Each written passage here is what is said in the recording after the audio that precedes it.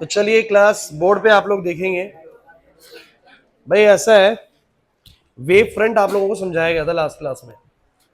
Important topic वही था, उसी के जरिए ही हम आज अपना रिफ्लेक्शन और रिफ्रैक्शन को प्रूव करेंगे with the help of Huygens principal.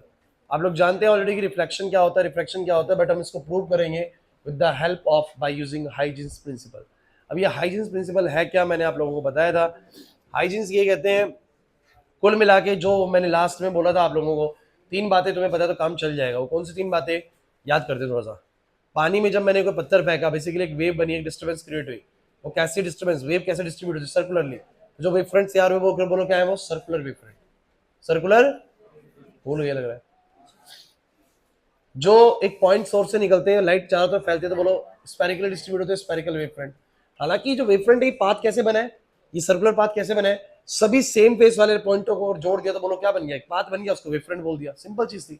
और आपको ये भी ध्यान रखना है कि वेव फ्रंट हमेशा डायरेक्शन ऑफ वेव की बोलो क्या होता है, परपेंडिकुलर होता है। ये बहुत जरूरी चीज है बच्चों, कहीं से भी नहीं, कॉन्सेप्ट मुश्किल नहीं है। आप इसको मुश्किल बना दे अपने से बात अलग है, लेकिन अदरवाइज मुश्किल बिल्कुल नहीं है। जो भाई, तो एक तो यही कि अगर हमने पानी में पत्थर फेंका तो बेसिकली सर्कुलर वेव फ्रंट बनेंगे, पॉइंट सोर्स से स्फेरिकल वेव फ्रंट बनेंगे, लाइन सोर्स से लाइट सिलेंड्रिकली डिस्ट्रीब्यूट होती है, सिलेंड्रिकल वेव फ्रंट बनती है, और एक शीट सोर्स से आपकी प्लेन वेव फ्रंट बनेंगे, बिकॉज उससे लाइट ऐसे जाएगी। याद ही नहीं आ रहा कुछ भी, देखो ना यार, था कि नहीं। अच्छा, मैंने आपको ये भी बोला था, रेस देख के भी आइडिया लग जाता है कि कैसी कैसा कैसा सोर्स रहा होगा। अगर सीधी सीधी लाइट है तो प्लेन वेव फ्रंट रहा होगा, सिलेंड्रिकली डिस्ट्रीब्यूट हो रही है लाइट, ऐसे डिस्ट्रीब्यूट हो रही है सिलेंड्रिकली, तो लाइन सोर्स रहा होगा। स्फेरिकली लाइट डिस्ट्रीब्यूट हो रही है, पॉइंट सोर्स रहा होगा। सर्कुलरली डिस्ट्रीब्यूट हो रही है, मैं पानी में फेंका गया होगा पत्थर। समझ रहे मेरी बात? नहीं आ रही बात समझे? तो मैंने आप लोगों को एक बहुत ही जरूरी चीज सिखाने की कोशिश करी थी लास्ट क्लास, कि डायरेक्शन ऑफ रेज से भी पता लग जाता है कि वेव फ्रंट कैसा होगा। जैसे कि ऐसी अगर रेज आ रही है, किसी भी सोर्स से ऐसी लाइट रेज आ रही है सीधी, तो इसका मतलब हम बोल सकते हैं कैसा है, बोलो प्लेन वेव फ्रंट। सीधी का मतलब ऐसे कि पूरा गुच्छा आ रहा है, वनडी में समझिए, पूरा ऐसे आ रही है, भर के आ रही है, बिल्कुल ऐसे ऐसे आ रही है। उसका मतलब जो वेव फ्रंट यानी जो सोर्स रहा होगा वो कैसा रहा होगा, कैसा रहा होगा, प्लेन वेव फ्रंट रहा होगा। अगर लाइट ऐसे निकल रही चारों तरफ, ऐसे करके बिल्कुल ऐसे पॉइंट से निकल रही चारों तरफ, स्फेरिकल वेव फ्रंट रहा होगा, पॉइंट सोर्स रहा होगा। समझ में आ रहा है कि नहीं आ रहा? नहीं आ रहा समझ में? नहीं बेटा। तो इस आधार पे मैंने बाद में बताया था कि जब कभी कन्वेक्स लेंस से कोई रेज पास होंगी तो वेव फ्रंट कैसा हो जाएगा, कनकेव से पास होने पे कैसा हो जाएगा, प्रिज्म से पास होने पे कैसा हो जाएगा। ये सब बातें आपको लास्ट क्लास सिखाई गई हैं। नहीं आ रहा है याद कुछ भी? अब आज जो मैं तुम्हें सिखाने वाला हूं ना, उसके लिए तुम्हें बेसिक आइडिया होना जरूरी है। नहीं मत चलाओ उसको, दिक्कत हो जाएगी ना आपको। सुनो सुनो, आज की क्लास के लिए पिछली क्लास के बेसिक आइडियाज आपको होने चाहिए कि हाँ वेव फ्रंट बनते कैसे। याद करो मैंने वेव फ्रंट बनाने का तरीका क्या बताया था। मैंने कहा था कोई भी सोर्स अपना खुद का वेव फ्रंट तैयार करे। जैसे पॉइंट सोर्स, सब बच्चे मुझे बताओ, बड़ी इंपॉर्टेंट लाइन बोलने वाला हूँ। हर सोर्स अपने वेव फ्रंट तैयार करते हैं, बताओ पॉइंट सोर्स अपना कैसा वेव फ्रंट तैयार करता है, स्फेरिकल। फिर वो जो स्फेरिकल वेव फ्रंट बनता है, उस पर बैठा हर पॉइंट अपनी खुद की वेवलेट तैयार करता है। याद आ रहा है? एक पॉइंट सोर्स अपनी क्या तैयार करता है, बोलो। एक पॉइंट सोर्स बोलो क्या तैयार करता है, अपनी अपनी खुद की वेवफ्रंट तैयार करता है। फिर उस वेवफ्रंट पे बैठा हुआ हर एक पॉइंट एक नया सोर्स बन जाता है, और वो खुद की अपनी वेवलेट्स तैयार करते हैं। और फिर मैंने बोला था कि उन वेवलेट्स के अलाउंग कोई भी एक टेंजेंट बना दीजिए, कॉमन टेंजेंट बना दीजिए, तो एक नया वेवफ्रंट मिल जाएगा। क्या मिल जाएगा बोलो? नहीं आ रहा यार? जैसे तुम मुझे बताओ, एक लाइन सोर्स कैसा वेवफ्रंट तैयार करेगा, लाइन सोर्स। तो लाइन सोर्स बहुत सारे पॉइंट सोर्स से बना था, तो मैंने बोला सबने सबने बनाया ऐसा सा। देखो लाइन सोर्स ने सबने बनाया अपना अपना वेवफ्रंट, मतलब वेवलेट बनाई ऐसे करके गोल गोल सी। फिर सबका कॉमन टेंजेंट एक सिलेंडर बना। क्या बना बोलो? सिलेंडर। फिर उस सिलेंडर के ऊपर लाई करने वाला हर एक पॉइंट अपनी खुद की वेव बनाता है, सब चारों तरफ। तो फिर दोबारा कॉमन टेंजेंट बनाओगे तो क्या बनेगा? सिलेंडर बनेगा। तो नया वेव फ्रंट बनाने का एक सिंपल सा फंडा होता है। नया वेव फ्रंट बनाने का एक सिंपल सा फंडा होता है कि पुराने वेव फ्रंट पे बैठा हर एक पॉइंट एक नया सोर्स है, और वो नया सोर्स अपनी खुद की वेवलेट्स बनाएगा। फिर जो वेवलेट्स बनेंगी उनका कॉमन टेंजेंट जो बनाओगे तुम लोग, वो क्या होता है? नया वेव फ्रंट होता है। नहीं आ रहा है याद समझ? ये सब सिखाया गया लास्ट क्लास में, इसलिए मैं थोड़ा सा इस तरीके से जल्दी बता रहा हूँ आप लोगों की चीज। तो इसी बात का बस तुम्हें ध्यान रखना है, और इसी पे ही हम अब आगे बढ़ेंगे। और मैं तुम लोगों को दिखाने वाला हूँ, सिखाने वाला हूँ आज ये चीज, कि proof of refraction through Huygens principal.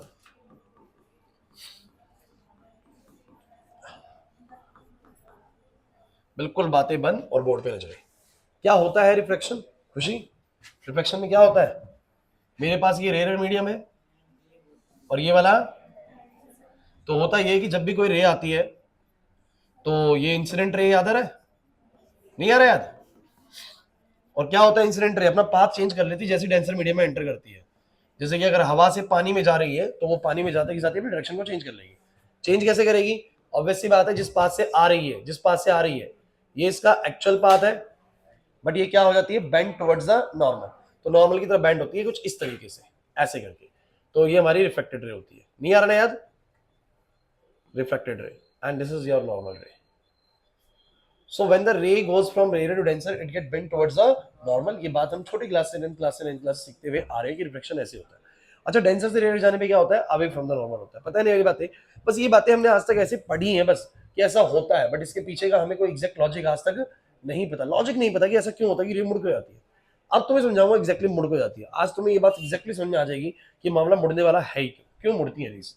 तो बहुत ही इंटरेस्टिंग चीज होने वाली है भाई, तो ढंग से समझिएगा। मान लीजिए बच्चों की मेरे पास ये एक इंटरफेस है, ये मेरे पास इंटरफेस है, this is the interface. You know that कि इंटरफेस का मतलब क्या होता है? ऊपर रेरर है और नीचे डेंसर है। ओके गाइस, बने रहना पड़ेगा टॉपिक में, बहुत ध्यान से सुनना है। एक बार समझ में आ गया फिर बड़ा आसान लगेगा। शुरुआत हल्की कर दी, दिक्कत कर दी, फिर आप नहीं आएगा समझ। मान लो इसके ऊपर रेस बहुत सारी ऐसे आ रही है, ऐसे आ रही है,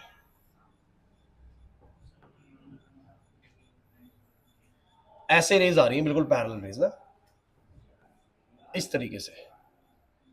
अब मेरा आपसे सवाल है, अगर बच्चों रेज ऐसे आ रही है तो ऑब्वियस सी बात है सारी रेस क्या होंगी? बैंड टुवर्ड्स नॉर्मल होगी। लेकिन हमें ये सीखना है कि वो बैंड होती क्यों है, एक्चुअली ऐसा क्या होता है जिस कारण से वो बैंड हो जाती है। तो मुझे तुम ये बताओ कि ऐसी रेस जो बिल्कुल सीधी ऐसी रेस आ रही है, ये किस तरह के वेव फ्रंट से आ रही होगी? ऐसी रेस किस तरह के वेव फ्रंट से आ रही होगी, बस मैं ये जानना चाहता हूँ। क्या आपको लगता है कि पॉइंट सोर्स है पीछे? क्या लगता है? किसी को लगता है कि पॉइंट सोर्स होगा तब ऐसी रेस आएंगी? पॉइंट सोर्स से ऐसी रेस आती है? पॉइंट सोर्स से कैसी जाती है? स्फेरिकल। क्या लग रहा है लाइन सोर्स है? लाइन सोर्स सिलिंड्रिकल जाती है। ये प्लेन सोर्स है। क्या सोर्स है बोलो? प्लेन सोर्स है। और वेव फ्रंट भी कैसे बनेंगे? Plane wave front. कैसे बनेंगे? भूल गए क्या तुम लोग? तो ये बोल सकते हैं कि यहां पर कैसा वेव फ्रंट होगा सर? प्लेन वेव फ्रंट होगा। फिर ये कैसा होगा बोलो? तो मैं अब ऐसा करता हूँ, लाइन बनाता हूँ, बस लाइन बनाता हूँ, तो यहाँ भी प्लेन वेव फ्रंट होगा। और मैं समझाने की कोशिश करता हूँ कि मैं कहना क्या चाह रहा हूँ कि कुछ ऐसा है कि जब तक हमारा जो वेव फ्रंट होता है, आपको पता है wave front is always perpendicular to the direction of ray. तो मेरा wave front, plane wave front ऐसे तैयार होता है रेस के केस में। आप लोग देख लीजिए कि जब सीधी रेस थी तो कैसा वेव फ्रंट था, देख लीजिए सीधी रेस में कैसा वेव फ्रंट था, प्लेन वेव फ्रंट था। किसी को डाउट है क्या? नहीं आ रहा समझ में? आ रहा है भाई आशीष? अब मैं तुम्हें इसमें क्या बताता हूँ, सुनते चलना, कि जो मैंने ये केस तुम्हें बनाया इसको मैं ऐसे भी दिखाता हूँ कि मान लीजिए कि इंटरफेस है और इसके ऊपर ये तीन रेज ऐसे आ रही है, ऐसे, और ये मेरा वेव फ्रंट है। अच्छा बताइए क्या रूल क्या है? जैसे मान लो एक पॉइंट सोर्स, एक यहाँ पर लाइन प्लेन सोर्स होगा, उसने मतलब अपनी वेव बनाई होगी, प्लेन वेव फ्रंट बना होगा, समझ लो प्लेन वेव फ्रंट है। अब इस वेव फ्रंट पे मौजूद हर एक पॉइंट क्या है बोलो? एक नया सोर्स है। हर एक पॉइंट बोलो क्या है? एक नया सोर्स है। और मैं थोड़ा बस समझाना चाह रहा हूँ, अगर वो नया सोर्स है तो वो कैसे बना रहा होगा? ये अपनी बना रहा होगा, ये अपनी बना रहा होगा, ये अपनी, ये अपनी और ये अपनी। ये लाइन सोर्स बिल्कुल मत समझिएगा, ये ऐसे शीट है। तो सबने अपनी अपनी बनाई, अरे सबने अपनी अपनी बनाई, और सबने अपनी अपनी बनाई, तो उसके बाद कॉमन टेंजेंट जब तुम बनाओगे, जब तुम क्या बनाओगे, तो कैसा बनेगा? ऐसा बनेगा। तो अगला वेव फ्रंट भी बिल्कुल इसी के जैसा दिखेगा, नहीं दिखेगा? समझ नहीं आ रहा? अच्छा, लेकिन क्या जरूरी है कि जब मैंने इस वेव फ्रंट पे मैंने कुछ पॉइंट सोर्स माने तो मैंने उनकी वेवलेट्स बनाई, तो क्या एक ही वेवलेट के बाद मैं कॉमन टेंजेंट बनाऊं? मैंने क्या बोला था आपसे? 5 वेवलेट्स के बाद बना लीजिए, तब भी वो क्या बनेगा? ऐसे बनेगा। जैसे कि समझाने की मैं कोशिश करता हूं, मान लीजिए यहां पर ये सारे पॉइंट सोर्स है,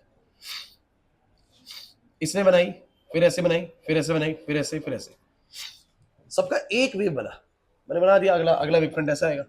लेकिन सोचो कि मैं एक के बाद नहीं, दो के बाद बनाता हूं, तो सबने दो बना ली होंगी।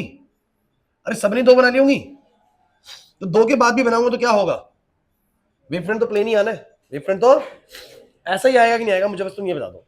अरे मैं तीन भी बनाता, सबकी तीन। अरे तीन बनाने का मतलब क्या होता है, आप समझने की कोशिश करें बच्चों। ये जो तीन ये बना रहा हूं, ये क्या है? ये क्या है गोले गोले जो मैं बना रहा हूं सर किसी सोर्स से? सर ये वेव्स ही तो है। क्या है बना? उन वेव्स के सेम फेस वाले पॉइंटों से मैंने पॉइंट जोड़ के बनाया, तो वो मैंने वेव फ्रंट तैयार करा हुआ है। तो एक्चुअली सबकी मैं दो बनाऊं, दो वेवलेट्स बनाऊं, तीन बनाऊं, चार बनाऊं, कॉमन टेंजेंट तो सर ऐसा ही आने वाला प्लेन। बोला है कि नहीं?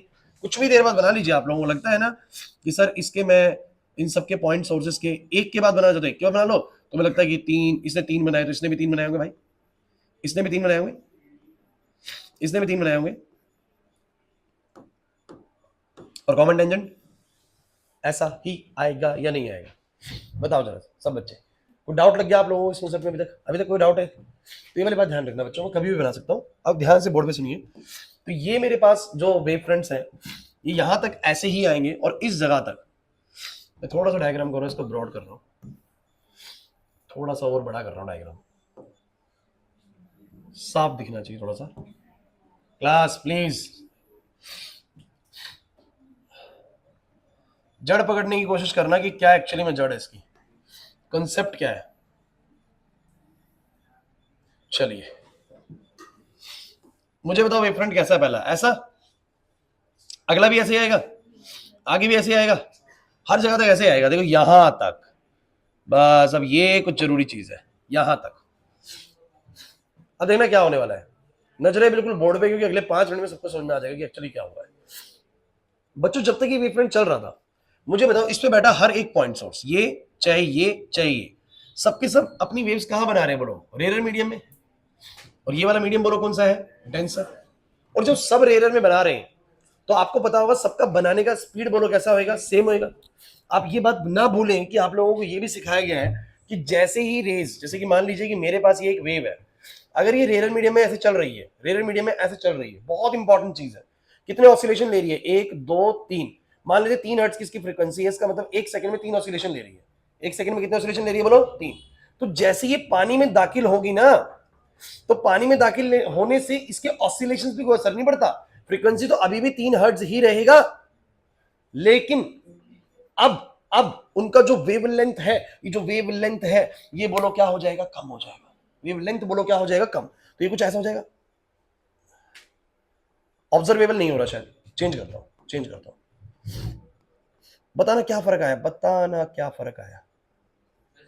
अभी भी 3 हर्ट्ज का है, देखो 1 2 3, 3 हर्ट्ज, अभी भी 3 हर्ट्ज है पानी में जाते जाते, फ्रीक्वेंसी ऑफ ऑसिलेशन बिल्कुल सेम रहेगा। लेकिन कदम देखो, इसका कदम वेवलेंथ इतना बड़ा है, इसका इतना सा है। जब कदम छोटे हो गए तो स्पीड भी ऑब्वियसली बात है, बोलो क्या होगी? कम। ये बिल्कुल ऐसे ही है जैसे मैं तुम्हें बार बार उसमें बताता था कि तुम लोग एक बीच पे पानी में भागते हुए जा रहे हो, तो जब तुम भाग रहे हो, समझ रहे मेरी बात को, तुम जब तक पानी के बाहर हो, सपोज करते हैं कि तुम 5 सेकंड में 5 कदम रखते हो, फ्रीक्वेंसी तुम्हारी 1 2 3 4 5 सेकंड में 5 कदम, अंदर जाने के बाद तुम्हारा फ्रीक्वेंसी सेम ही है, तुम 5 सेकंड में 5 ही कदम रखते हो अंदर जाने के बाद, पानी के अंदर जाने के बाद। लेकिन फर्क क्या है? देखो फ्रीक्वेंसी सेम है, 5 सेकंड में 5 कदम बाहर, 5 सेकंड में 5 कदम अंदर, लेकिन बाहर के कदमों की लेंथ क्या होगी? बड़ी। और अंदर पानी के अंदर जो कदम रखे जाएंगे उसकी लेंथ क्या होगी? छोटी। ऑटोमेटिकली छोटी होगी। डेंसर मीडियम ज्यादा ऑफसेट करेगा आप लोगों को, डेंसर मीडियम ज्यादा रोकेगा, और डेंसर मीडियम ज्यादा रोकेगा तो आपके कदम बहुत बड़े नहीं हो पाएंगे। यानी क्या चीज बदल जाती है? वेवलेंथ। क्या बदल जाता है बोलो? यहाँ की वेवलेंथ लैम्डा है और यहाँ की वेवलेंथ लैम्डा डैश है, तो थोड़ा कम हो जाता है वेवलेंथ। और वेवलेंथ कम होगी तो ऑब्वियस सी बात है यार, ये 3 ऑसिलेशन में ज्यादा दूरी तय कर रही है और ये उसी 3 ऑसिलेशन में कम दूरी तय कर रही है। अरे नहीं समझे मेरी बात को? स्पीड बदल जाती है। आप क्या उतनी तेज पानी में भाग पाओगे जितनी हवा में भागते हो? क्यों नहीं भाग पाओगे? बिकॉज सर ऑसिलेशन तो उतनी है, कदम तो मैं उतने रखूंगा अंदर भी, लेकिन सर अंदर के कदम छोटे होंगे और बाहर के कदम क्या होंगे? बड़े होंगे। सिंपल सा मैंने आपको एक क्वेश्चन बताना है कि भैया जब भी कोई वेव रेयर से डेंसर मीडियम में दाखिल होती है, रेयर से डेंसर मीडियम में दाखिल होती है, किन किन चीजों में चेंज आता है? 3 चीजें होती हैं, फ्रीक्वेंसी, वेवलेंथ और वेलोसिटी। तो फ्रीक्वेंसी में कोई चेंज नहीं आता, सेम रहती है। जितने ऑसिलेशन बाहर ले रही है उतने ऑसिलेशन अंदर रहेगी। लेकिन वेवलेंथ क्या होती है? डिक्रीज हो जाती है। वेवलेंथ क्या होती है? और वेलोसिटी भी बोलो क्या हो जाएगी? क्योंकि अगर वेवलेंथ कम हो गई एक वेव की तो ऑब्वियस सी बात है कम दूरी तय करेगी, स्पीड भी कम हो जाएगी। नहीं आया समझ में सर? तो मुझे तुम ये बताओ, जब तक अभी जैसे कि ऊपर का सिनेरियो समझने की कोशिश करो, ये वाले पे बैठे जितने भी पॉइंट सोर्सेज है, अगर इसने अपनी एक वेव बनाई, इसने मान लो 3 वेव बनाई, बस इसने अपनी 3 वेव बनाई। अब 3 वेव बनाने का फंडा आप लोग जानते हैं कुछ ऐसा बना होगा, तो इसने भी अपनी उसी दौरान कितनी वेव बनाई? 3। और वो तीनों वेव ने दूरी कैसे तय करी होगी? इन तीनों वेव ने दूरी कैसे तय करी होगी बोलो? बराबर। अब बताओ बराबर दूरी क्यों तय करी होगी? क्योंकि सर ये वाला सोर्स भी रेयर में वेव बना रहा है और ये वाला सोर्स भी रेयर में, सबका जो वेव लेंथ होगा, सबका जो ये वेव लेंथ होगा, दो वेव्स के बीच का जो लेंथ होगा वो क्या होगा बोलो? सेम होगा। समझो मेरी बात को, क्योंकि सब रेयर में बना रहे हैं, ये वाला भी रेयर में बना रहे हैं, तो 1 2 3, इसने भी 3 ऑसिलेशंस दिए और दूरी भी इसने बराबर तय करी, उसने बराबर, उसने बराबर, तो सब बराबर दूरी तय कर रहे हैं। इस कारण से जो नया वेव फ्रंट बनता है वो पुराने वेव फ्रंट की बिल्कुल पैरेलल होता है। बिल्कुल क्या होता है बोलो, ये ऐसे कि जैसे कि मैं और मेरा एक दोस्त और एक और दोस्त, तीन हम रेस लगा रहे हैं और हमारा फ्रीक्वेंसी बिल्कुल सेम है। 5 सेकंड में मैं भी 5 कदम, वही 5 कदम, वही 5 कदम, और सबका वेवलेंथ भी सेम है, कदमों की जो दूरी है वो भी बिल्कुल सेम है। तो हम हमेशा लाइन में रहेंगे नहीं रहेंगे, हमेशा पैरेलल रहेंगे। तो अगर ये एक बार ऐसा आ गया तो जितने ऑसिलेशंस ये लेता है उतनी वो लेता है, उतनी वो लेता है, प्लस दूरी भी बराबर लेता है, मतलब वेवलेंथ भी वो लोग क्या है, बराबर है। तो सबका जब भी कॉमन टेंजेंट बनेगा बिल्कुल पैरेलल आएगा कि नहीं आएगा। लेकिन एक बहुत बड़ा ट्विस्ट आने वाला है। जैसे ये वेवफ्रंट पहुंचता है यहां पर, जैसे ही वेवफ्रंट पहुंचता है यहां पर, अब आप मुझे बताना जरा, मैं इसके 2 पॉइंट बताता हूं, एक पॉइंट ए और एक पॉइंट बी। अब आप मुझे बताइए, इस वेवफ्रंट पे बैठे हर एक पॉइंट एक नया सोर्स है। इससे बैठा हर एक पॉइंट एक नया सोर्स है। बी पे यहां पर भी सोर्स है, यहां भी सोर्स है, यहां भी सोर्स है। लेकिन ये ना भूलें कि अब इस वेवफ्रंट के सारे सोर्सेज सेम मीडियम में वेव नहीं बना रहे हैं। एक बना रहा है अभी भी, बोलो कहां पर आयुष, एक बना रहा है अभी भी रेरर में, ये वाला भी रेरर में बना रहा है, बीच के भी रेरर में बना रहा है, लेकिन ये वाला कहां चला गया, टेंसर में। कहां चला गया, समझना, बहुत क्रूशियल पॉइंट पे आ चुके हैं। इससे पीछे तक ये बिल्कुल एक दूसरे के पैरेलल क्यों आ रहे थे, इससे पीछे तक आदर्श, इसके पीछे तक ये पैरेलल क्यों आ रहे थे, क्योंकि सर हर एक सोर्स जो है ना वेव बना रहा था सेम मीडियम में, तो बराबर दूरी तय कर रहा था, तो कॉमन टेंजेंट बिल्कुल पैरेलल आएगा सर। लेकिन अब देखना क्या ट्विस्ट आने वाला है। सपोज करते हैं इस बी वाले ने, इस बी वाले ने वेव बनाई, इस बी वाले ने वेव बनाई ऐसे, ऐसे, और फिर ऐसे 3 4 5 6 7, पूरा बोला नहीं बना रहा ताकि कंफ्यूजन ना हो। तो कितने वेव बनाई बोलो, 7। 7 इसने भी बनाई होंगी, 7 इसने भी, बिकॉज फ्रीक्वेंसी कभी भी चेंज है। 7 बार ये भी ऑसिलेट हुआ होगा, 1 2 3 4 5 6 7 बार। ये 7 बार वेव ही तो है जो तुम ऐसे से बना रही हो, क्या है, वेव ही तो है, बस उसके वेवफ्रंट जोड़े हुए, कोई टेंशन नहीं है। सुन तो चलो, इसने अपनी वेवलेट्स बनाई 7, तो इसने भी कितनी बनाई होंगी, इसने भी कितनी बनाई होंगी। लेकिन एक बात मत भूलिए, अभी मैं थोड़ा ना इसको थोड़ा सा और कम करता हूँ, थोड़ा बढ़िया डायग्राम बनेगा उससे। तो सुनो, इसने बनाई 1 2 3 3 3 4 5, मैं नहीं आया, 3 4 5 6 बनाई बार। तो इसने भी कितनी बार ऑसिलेट करा होगा, 6 बार, क्योंकि फ्रीक्वेंसी सेम रहती है। लेकिन ये कहां बना रहा है, डेंसर में। अब अगर ये डेंसर में बना रहा है लक्ष्य, अगर ये डेंसर में बना रहा है तो इसके जो कदम होंगे थोड़े छोटे होंगे, मतलब जो इसके गोले बनेंगे क्या वो उतनी ही दूर बनेंगे जितने इसके थे, या इसके थोड़े से क्लोज क्लोज बनेंगे। ये बात पकड़ो, तो अब तुम पकड़ो इस बात को। मैंने क्या कहा, अरे सर अगला वेव फ्रंट का शेप कैसे तैयार होता है प्रिंस, अगला वेव फ्रंट का शेप कैसे तैयार होता है सर, इस वेव फ्रंट पे बैठे हुए हर एक पॉइंट ने क्या बनाई, अपनी वेव्स बनाई। उसके बाद मैं किसी भी टी टाइम के बाद उनका कॉमन टेंजेंट जोड़ूंगा, उनका कॉमन टेंजेंट जोड़ूंगा, जो कॉमन टेंजेंट आएगा वही उसका वेव फ्रंट है। और मैं कितने भी समय बात कर सकता हूं, आपको पता है, एक वेवलेट के बाद भी, 3 के बाद भी, 7 के बाद भी, उससे कोई फर्क नहीं पड़ता। तो मैंने बोला कि भैया मान लीजिए कि ये यहां तक जब पहुंचा होगा तो ये भी कहीं तक पहुंचा होगा, बस फर्क ये आ गया कि वो तब तक रेयर में बना रहा है और ये कहां बनाने लग गया है, कहां बनाने लग गया है, डेंसर में। और अगर ये डेंसर में बना रहा है बच्चों, तो इसकी जो गैप्स है, जो वेव्स के बीच में गैप्स है, वेवलेंथ क्या हो चुका होगा, कम हो चुका होगा। तो कैसा बनेगा बताओ जरा, 1 2 3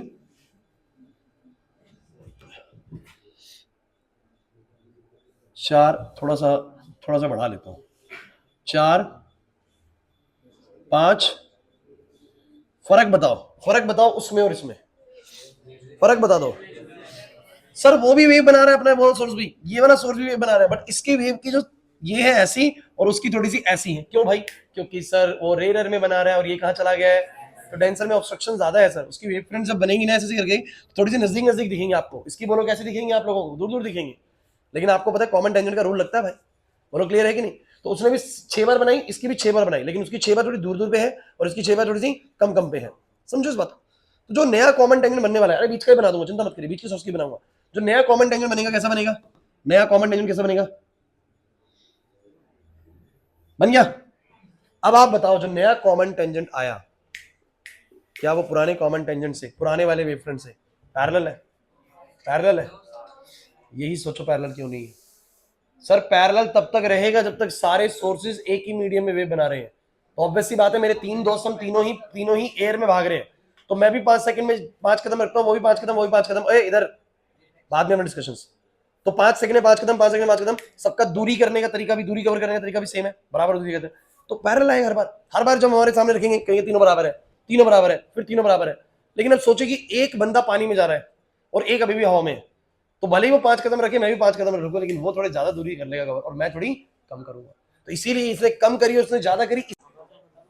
चलो चलो चलो, ओए बस भाई, मैं बार बार आपको कह रहा हूं, देखो मस्ती थोड़ी कम कर लो इस टॉपिक के अंदर, ढंग से समझ लोगे आ जाएगा समझ में। और इतनी बार मल्टीपल टाइम्स एग्जाम में आता है, अगर डेट शीट आने के बाद भी आप में सीरियसनेस नहीं आई ना भाई, तो फिर तुम अलग ही प्राणी हो भाई सही में। फिर तो तुम क्या सोच रहे हो मेरे को समझ से बाहर है। तुम्हें फिर या तो पता लग गया कि मैं इसी लायक हूँ, मेरे बस की नहीं है ना, वो सच्चाई से वास्ता हो गया।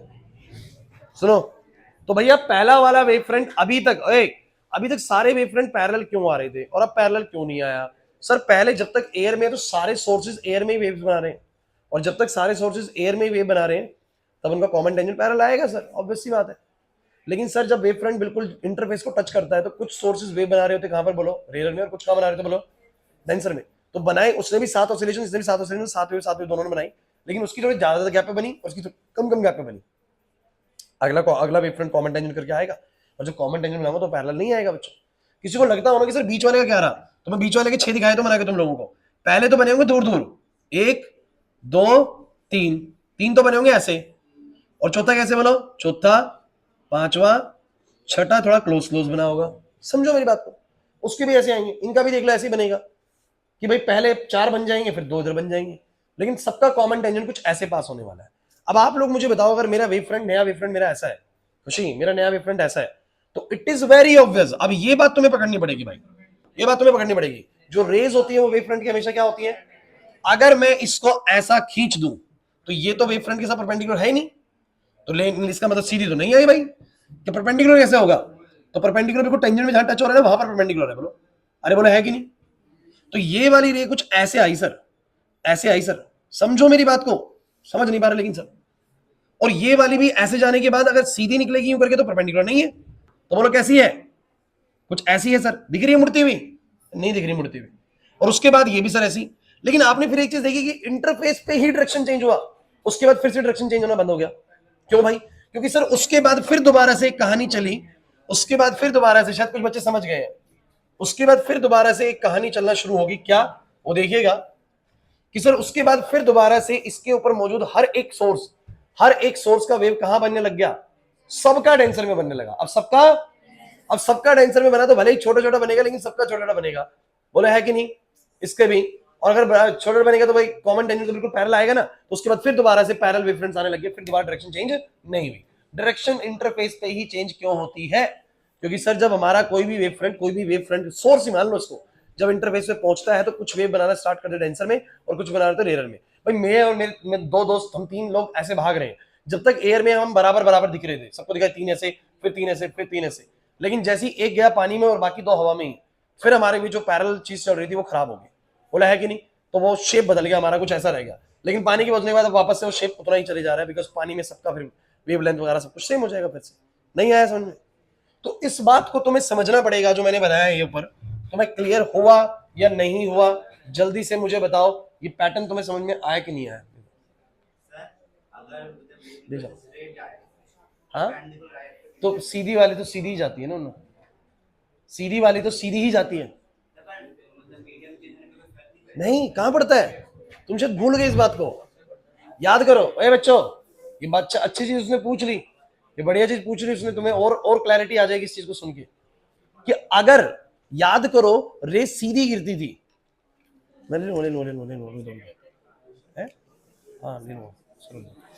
अरे बच्चों प्लीज, अगर बच्चों रेस सीधी गिरती थी तो नॉर्मल तो मेरा सीधी वाली कहीं नहीं जाती थी, मुड़ती उड़ती नहीं थी, सीधी वाली सीधी ही जाती थी। I0 तो RB0, और तुम्हें याद आए तो तुम्हें फॉर्मूला याद होना चाहिए, μ1 है ये μ2 है, तो तुम लोग याद करो, sine I by sine R is equal to μ2 by. अब तुम साइन R निकालो और साइन I0 हो, साइन R निकालो ना इससे। बच्चों क्या हो गया? साइन R कितना आएगा? Sine I into μ1 by μ2। यार I0 है तो RB क्या आ गया? 0, क्योंकि साइन I0 साइन 0 0 हो जाएगा, और साइन R 0 का मतलब RB 0। सीधी रे तो सीधी जाती है। अब आप कहेंगे सर सीधी रे सीधी जाती है, क्यों पढ़ाया जा रहा है? हमें क्यों पढ़ाया जा रहा है? इसका क्या क्या मोटिव है? इसको क्यों आप बीच में लेके आए? भैया वो ये कहना चाह रहा है अनुराग कि सर अगर रेस सीधी आती है, ऐसी आती तो सर क्या होता? तो भाई मुझे तुम ये बताओ, ये वेव फ्रंट ऐसा होता? ये वेवफ्रंट ऐसा होता है, इसमें बैठा हर एक पॉइंट अपनी वेव बनाता, ये भी बनाता हर अपनी वेव, ये भी बनाता, कॉमन टेंजेंट बनाता, पैरेलल आता, पैरेलल बातें नहीं, फिर ये वाला वेवफ्रंट फिर बनाता अपनी, तो पैरेलल आता, यहां तक पैरेलल आता। अब लेकिन देखो जरा, जैसे मैं इंटरफेस पे पहुंचा, सारे सोर्सेज इंटरफेस पे पहुंचे और उसके बाद सबकी ही कम कम वाली बनने लगी, सबकी ही कम कम वाली बनने लगी। ऐसा नहीं हुआ ना कि किसी ने ज्यादा, किसी की दूरी ज्यादा दूरी बन रही है, मतलब किसी की वेवलेट ज्यादा गैप पे बन रही है और किसी की कम पे बन रही है, क्योंकि सबके सब इंटरफेस पे जब पहुंचे तो बराबर उस पर पहुंचे। ऐसा नहीं हुआ जैसे इसमें हुआ कि कोई तो अभी रेयर में बना रहा है, कोई डेंसर में बना रहा है। जब सब बराबर बनाएंगे, इसने भी 3 पतले पतले बनाए, इसने भी 3 है, तो कॉमन टेंजेंट तो वापस सेम ही आएगा। सीधी आएगी कि नहीं आएगी रे? तो सीधी ही आएंगी सारी, सीधी टकराएंगे तो ऐसे आने पे मुड़ेगी। बोलो क्लियर हुआ या नहीं हुआ? नहीं आया समझ में। So why the rays get bend when they move from the rare to denser medium, इसका रीजन बच्चों ये है जो वेव ऑप्टिक्स में समझाया जाता है। कुछ क्लैरिटी आई तुम लोगों को? ये दोबारा समझा देता हूं। इसने बनाई अपनी, फिर इसने बनाई अपनी, तब तक तो पैरेलल रहेगा। बोलो कब तक पैरेलल रहेगा? जब तक सारे सोर्सेस कहां पर बना रहे हैं? रेयर में बना रहे हैं। तब तक रेयर में बना रहे हैं तो बोलो क्या होगा? ऋषभ सुधर जा थोड़ा सा, उसके नंबर आ जाएंगे, मैं बता रहा हूं तेरे को, तू रह जाएगा। जो अभी तक ऑब्जर्व है ना, ध्यान रख लियो, उसके आ जाएंगे, तू रह जाएगा, उसका एडमिशन हो जाएगा किसी अच्छे कॉलेज में, तू रह जाएगा। बुरी लगेगी लेकिन ये सच्चाई बता रहा हूं, अगर ऐसे चलता रहा तो। ये यहां पर सोर्स है, इसकी वेव्स बनेंगी कॉमन टेंजेंट, इसकी वेव बनेंगी कॉमन टेंजेंट, ऐसे करके पैरेलल पैरेलल आता रहेगा। अब जब यहां पहुंचेगा वेव फ्रंट, तो लेकिन अब इस वेव फ्रंट के जितने भी सोर्सेस सारे वेव बनाएंगे, लेकिन कुछ बनाएंगे रेयर में, कुछ का बनाएंगे, जिसकी वजह से बनाए साथ ही उसने, साथ ही ऑसिलेशंस इसने लिए। ऑसिलेशंस पे कोई फर्क नहीं पड़ता बच्चों, फ्रीक्वेंसी वही रहती है, बट उसने ज्यादा गैप पे बनाई, इसने कम कम गैप पे बनाई। जो कॉमन टेंजेंट बनाऊंगा तो नेक्स्ट टाइम वो पैरेलल नहीं होने वाला किसी भी केस में। अरे एक ने ज्यादा दूरी तय करी, एक ने कम दूरी तय करी, ऑब्वियस सी बात है, ऑब्वियस सी बात है। इसकी स्पीड बोलो कितनी है? v1। अरे बाहर स्पीड बोलो कितनी है? इस वेव की स्पीड v1 है, इस वाली स्पीड की बोलो, इस वाली की स्पीड कितनी है बोलो? इसको मैं अलग पेन से कर देता हूं। इसकी स्पीड v1 है, इसकी स्पीड, फिर बातें कर रहे हो, v2 है। तो आपको पता है कि v1 ज्यादा है और v2 बोलो क्या है? कम है, तो वो 7 ऑसिलेशंस में कम दूरी तय करेगी, और सॉरी ज्यादा दूरी तय करेगी, और ये कम। Common tangent next time parallel नहीं होगा, बट इसके बाद फिर दोबारा पैरेलल होगा, फिर दोबारा पैरेलल होगा, बिकॉज सबके सब बराबर उसमें बनाने लग जाएंगे। क्लियर हुआ या नहीं हुआ? पक्का सोच लो। अब एक बात है बच्चों, आपने रिफ्रैक्शन में कौन सा लॉ पढ़ा हुआ है? Snell's law. और हमें स्नेल्स को यहाँ पर प्रूव करना पड़ेगा कि हाँ स्नेल्स लॉ भी वैलिड है। तो आइए समझाने की मैं कोशिश करता हूँ, बोर्ड पे देखिएगा आप लोगों को। स्नेल्स लॉ बच्चों ऐसे है, जिन बच्चों को आता है स्नेल्स लॉ, वो जानते हैं कि स्नेल्स लॉ में क्या पढ़ाया गया है। स्नेल्स लॉ में पढ़ाया गया है कि अगर कोई भी रे रेयर से आती है और वो नॉर्मल के साथ आई एंगल बना रही है, इंपॉर्टेंट चीज है, ढंग से सुनते चलिए विकास। यहां पर अगर वो आई एंगल बना रही है और वो आपकी अब डेंसर में इस तरीके से मुड़ जाती है, तो ये वाला एंगल बोलो क्या होता है? आर। बोल लग रहा है सब कुछ तुम। ये वाला म्यू1 है और ये वाला म्यू2 है, तो आपका फॉर्मूला था sine I by sine R, म्यू2 by, this is Snell's law, जो मुझे यहां भी प्रूव करना पड़ेगा। तो मैं इसको कैसे प्रूव करूंगा, आइए समझाने की कोशिश करता हूं मैं इसको।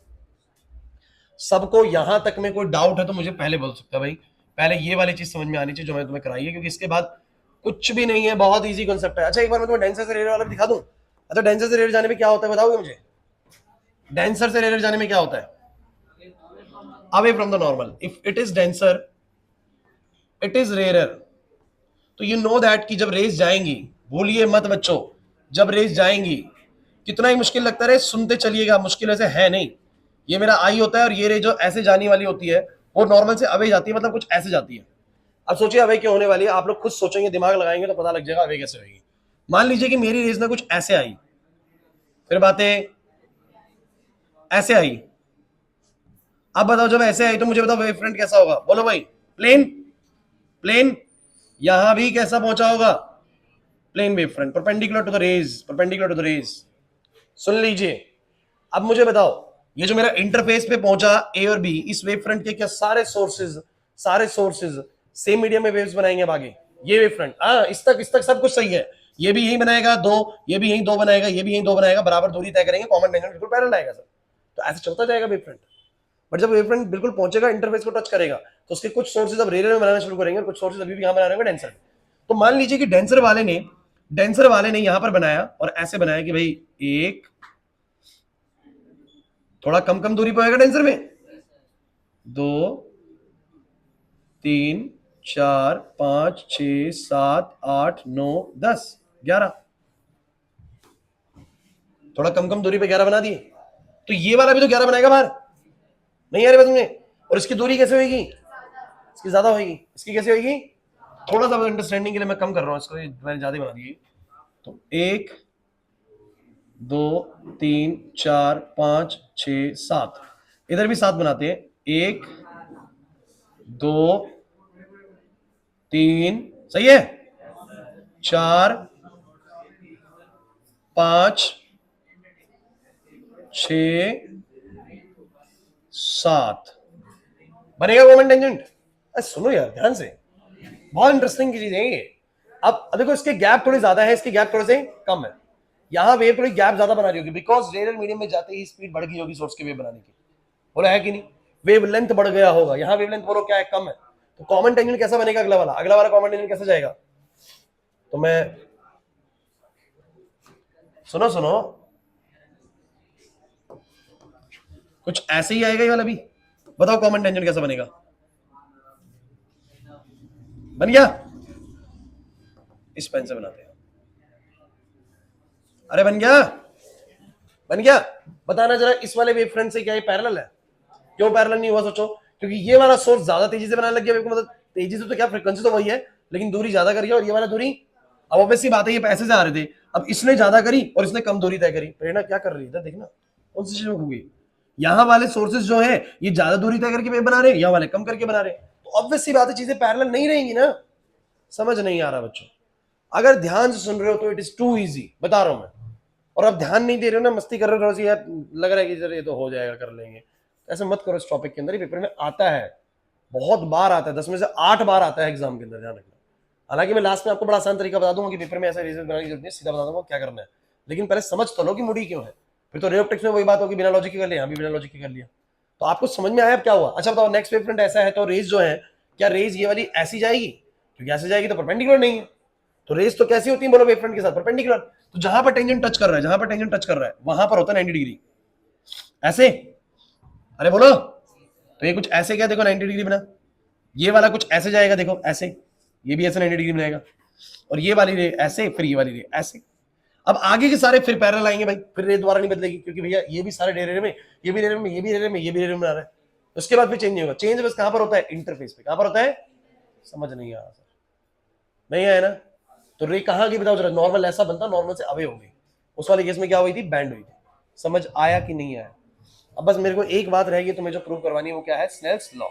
अब स्नेल्स लॉ में क्या करते हैं, मेरी बात सुनिएगा बच्चों, ये बहुत जरूरी चीज है जो मैं तुम्हें सिखाने वाला हूं बच्चों।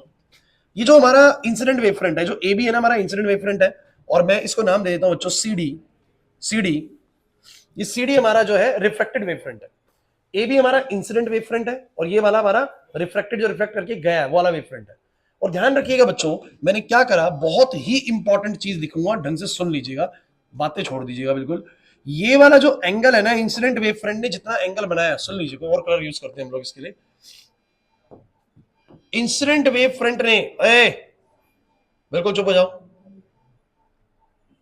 कौन सा यूज करूं, चलो आ रहा है, ठीक है, इंसिडेंट वेव फ्रंट ने जो एंगल बनाया वो आई है, वो क्या है बोलो, और रिफ्लेक्टेड वेव फ्रंट ने जो एंगल बनाया वो आर है, वो क्या है बोलो, आर। सुनिएगा, ये इंसिडेंट वेव फ्रंट ने जो एंगल बनाया वो आई है, रिफ्लेक्टेड बोलो क्या है, आर है, ये आई है, ये आर है, और ये बाहर रे की स्पीड v1 है, अंदर की स्पीड बोलो क्या है, v2 है। मुझे तुमसे बस एक छोटी सी चीज पूछनी है, अगर बाहर t समय के लिए वेव बनी है तो यहां भी कितने समय के लिए बनी, t के लिए बनी होगी, तो इसने दूरी कितनी तय करी होगी, अगर v1 स्पीड है और t समय के लिए कोई वेव बना रहा है, दोबारा सुन लो मैं क्या बोल रहा हूं, दोबारा सुन लो मैं क्या बोल रहा हूं, मैंने बोला कि किसी चीज की स्पीड v1 है, किसी चीज की स्पीड बोलो क्या है, अभी इस आई और आर से बिल्कुल कंफ्यूज मत होइए, चिंता मत करिए, कुछ बताने वाला बड़ी जरूरी चीज, आप बस सुनते चलो। मैंने बोला कि जो इस बी ने वेव्स बनाई, अगर इसने टी समय के लिए बनाई तो ये भी कितने समय के लिए ऑब्जर्व करा होगा हमने, टी समय के लिए, 7 बनाई तो उसमें 7 बनाई, तो मैंने टी समय इसको दिया, टी समय इसको दिया, लेकिन इसकी स्पीड बोलो कितनी टी समय के लिए v1, और इसकी स्पीड बोलो v2, अरे यार दोनों को मैंने टाइम बराबर दिया, लेकिन एक की स्पीड ज्यादा थी, एक की स्पीड बोलो क्या थी, कम, तो एक ज्यादा दूरी तय करेगा और एक कम, दिख तो रहे, इसने ज्यादा दूरी तय करी और इसने बोलो क्या, कम, इसीलिए तो अभी पैरेलल नहीं है, इसीलिए तो ये, तो मुझे तुम बस इतना बताओ सब बच्चे बोर्ड पे, अरे पीछे, अगर इसकी स्पीड बाहर v1 है तो t समय में इसने कितनी दूरी तय करी होगी बोलो, v1t, वेरी गुड गाइस, ये v1t दूरी है, और इसकी स्पीड अगर अंदर v2 है, कितनी है बोलो इसकी, v2 है, तो इसने कितनी दूरी तय करी होगी t समय में, उसी t समय में, उसी t समय में इसकी दूरी होगी v2t, कितनी होगी बोलो, समझ नहीं आ रहा सर, उसकी दूरी होगी t समय में v1t, इसकी दूरी होगी v2t, एंड v1t ऑब्वियसली बात है v2t से बोलो क्या है, ज्यादा है। अब आप कहेंगे सर अब मेरे को प्रूव करना है sine a by sine r is equal to में क्या mu two by mu one, लेकिन आप कहोगे सर आपने तो आई किसी और ही चीज को मान लिया, हम तो आई मानते थे कि हमारी ही रे हमारी रे नॉर्मल के साथ जो एंगल बनाती है वो आई होता है, आपका तो ये एंगल जो है कुछ और ही जगह पर है। वंशिका यहाँ पर ये जो एंगल आई दिख रहा है क्या आप इसको आई बोलते हो? मुझे बस तुम ये बताओ, क्या तुम इसको आई बोलते हो? आई तुम किसको बोलते हो जरा बताओ? आई तुम इसको बोलते हो, लेकिन मैं कहता हूं कि मैथमेटिकली ये वाला आई और वो वाला आई सेम है। कैसे? हाँ बिल्कुल, बहुत बढ़िया आदर्श। अगर ध्यान से देखा जाए ये जो रे ऐसे आई, तुम लोग किसको आई बोलते हो? तुम लोग इसको आई बोलते हो, और मैं ये कह रहा हूं कि मेरा वेव फ्रंट ऐसे आ रहा है, मेरा वेव फ्रंट ऐसे आ रहा है, ये तो मेरा वेव फ्रंट है, देखो ना। अरे नहीं आ रहा समझ। मैं कह रहा हूं कि बच्चों अगर ये आई है तो ये भी आई है। कोई कहेगा कैसे सर? अरे यार ये आई है, अब तुम मुझे वेव फ्रंट कितना एंगल बनाता है? 90 डिग्री। वेव फ्रंट कितना बनाता है? 90 डिग्री। अरे यार ये तुम आई जानते हो, तुम तो कहते हो सर आई तो उसको बोलते जो इंसिडेंट रे नॉर्मल रे के साथ एंगल बनाया, तो मैं कहता हूं भाई इंसिडेंट रे नॉर्मल रे के साथ जो एंगल बनाती है वो ये वाला आई, तुम इसको आई बोलते हो, इसी को आई बोलते हो। मैं कह रहा हूं ये भी आई जो है ना, ये वाला आई और वाला आई वैल्यू सेम है, वैल्यू वाइज सेम है। कैसे? क्योंकि सर अगर ये आई है और वेव फ्रंट आपको, ये जो वेव फ्रंट आपका वो 90 डिग्री एंगल बना रहा है, तो ये वाला एंगल बोलो कितना होगा? 90 माइनस आई कितना आएगा? नहीं आई बात समझ। आई भाई छोड़ो, आप लोग एक काम करो थीटा में समझ लो इस चीज को।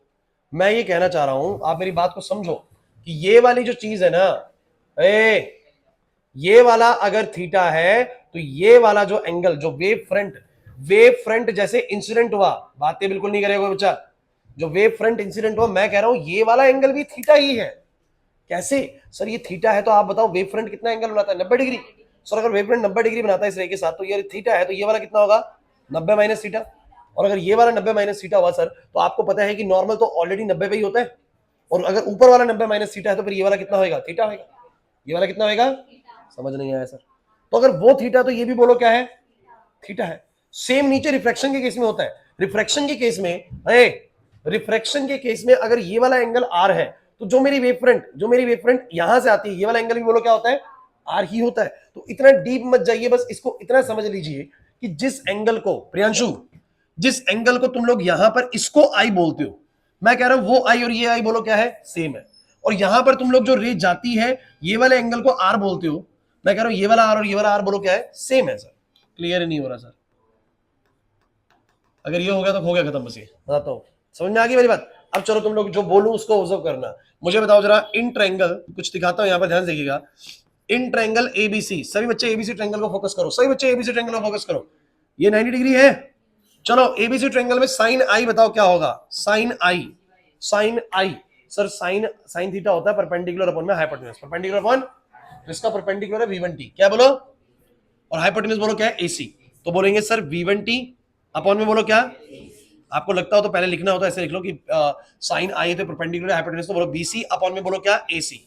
BC बोलो कितना है? v1t, और AC बोलो कितना है? AC। This is your sine I. अरे बस ऐसे ही मुझे बताओ इन ट्रायंगल ADC, ADC बातें करते ना मेरे को बच्चा, ध्यान सुन लो। इन ट्रायंगल ADC मुझे बताओ साइन आर कितना होगा? साइन आर होगा परपेंडिकुलर यानी AD अपॉन में AC। AD बोलो कितना होगा? V2t। ये आपको समझ में नहीं आता V2t क्या V1t क्यों है? सर वो टी समय में अगर V1 स्पीड से है तो दूरी होगी V1t, और इसने भी उतने टी समय के अंदर V2 स्पीड से चला तो उसकी दूरी बोलो कितनी होगी? V2t। तो टी समय उसको दिया, टी समय इसको दिया, समय बराबर मिला सर, उसकी दूरी V1t है, इसकी दूरी V2t है। नहीं आ रहा समझ में? तो मुझे उस हिसाब से बताओ V2t अपॉन में AC आएगा साइन आर, सेकेंड इक्वेशन, और मुझे बताओ साइन आई बाय में साइन आर कितना आ जाएगा? ध्यान से देखो भाई, sine I by sine r, देखो दोनों को डिवाइड करो, AC से AC कट जाएगा, V1t अपॉन में V2t, वो तो क्या आ गया? साइन आई बाय में sine r V1 by V2। और थोड़ी सी तुम्हें फिर पता होनी चाहिए, चीजें आती हैं तो ठीक है, ये तो फिर तुम पढ़ ही नहीं रहे हो। बस ये वाला रेशियो जो होता है V1 speed upon V2 speed होता है μ2 बाय μ1 के बराबर। तो ये क्या हो गया? This proves Snell's law. Clear हुआ या नहीं हुआ? थ्योरी जो तुम चाहते हो मैं बोलोगे तो मैं लिख दूंगा, हालांकि जरूरी नहीं होती इसमें कि सर एक wave front A B incident हुआ, बी बना रहा है अभी भी रेयर में, ए बना रहा है बोलो कहां पर? डेंसर में, तो ए दूरी कम तय करेगा और बी दूरी ज्यादा तय करेगा, इसलिए जो नेक्स्ट वेव फ्रंट बनेगा वो पैरेलल नहीं होगा पुराने वाले वेव फ्रंट के। यही बात लिखनी है। इस कारण से रेज अपनी डायरेक्शन क्या कर लेती है? चेंज कर लेती है। दोबारा बोलो क्या बोला मैंने?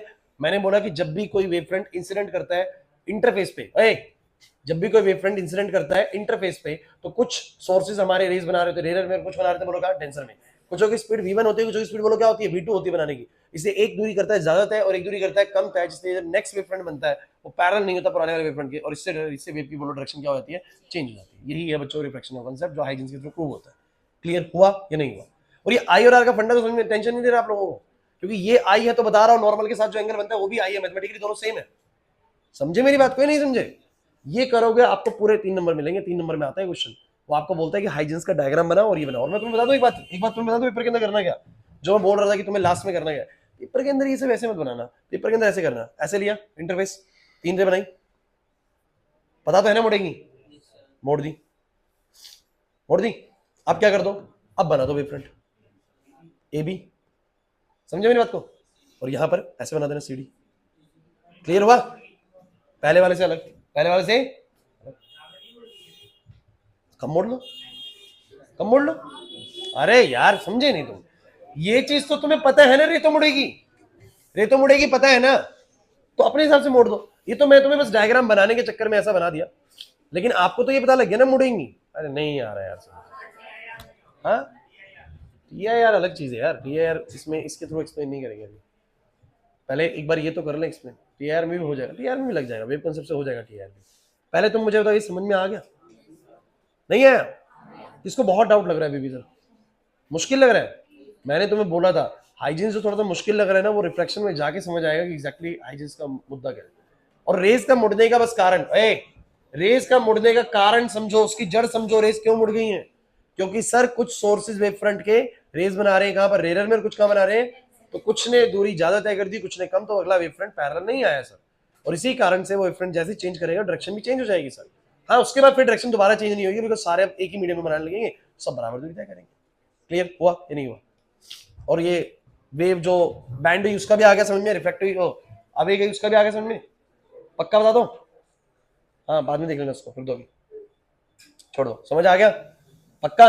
ड्राइव एक से कर लेना, समझ में आ रहा है? और अगर इसका अगर ड्राइव तुम्हें करना हो तो याद है, जैसे कि मान लो म्यू2 है और ये म्यू1 है, तो मुझे बताओ आई अंदर बनेगा, ये वाला एंगल बोलो क्या होगा, और जो ये जाएगा वो क्या होगा बोलो, आर। आर ये आई होगा वो आर होगा। ऐसे में तुम लोगों को पता है साइन आई बाय में साइन आर उल्टा हो जाता है म्यू1 बाय में। अब तुम्हें कुछ नहीं करना, खुद ही ट्राई करना, एक एबीसी ले लेना, ये सी है और ये वाला डी है, तो एक एबीसी ले लेना और एक बोलो क्या ले लेना, एडीसी। फिर साइन आई इसमें बनाना, साइन आर उसमें बनाना।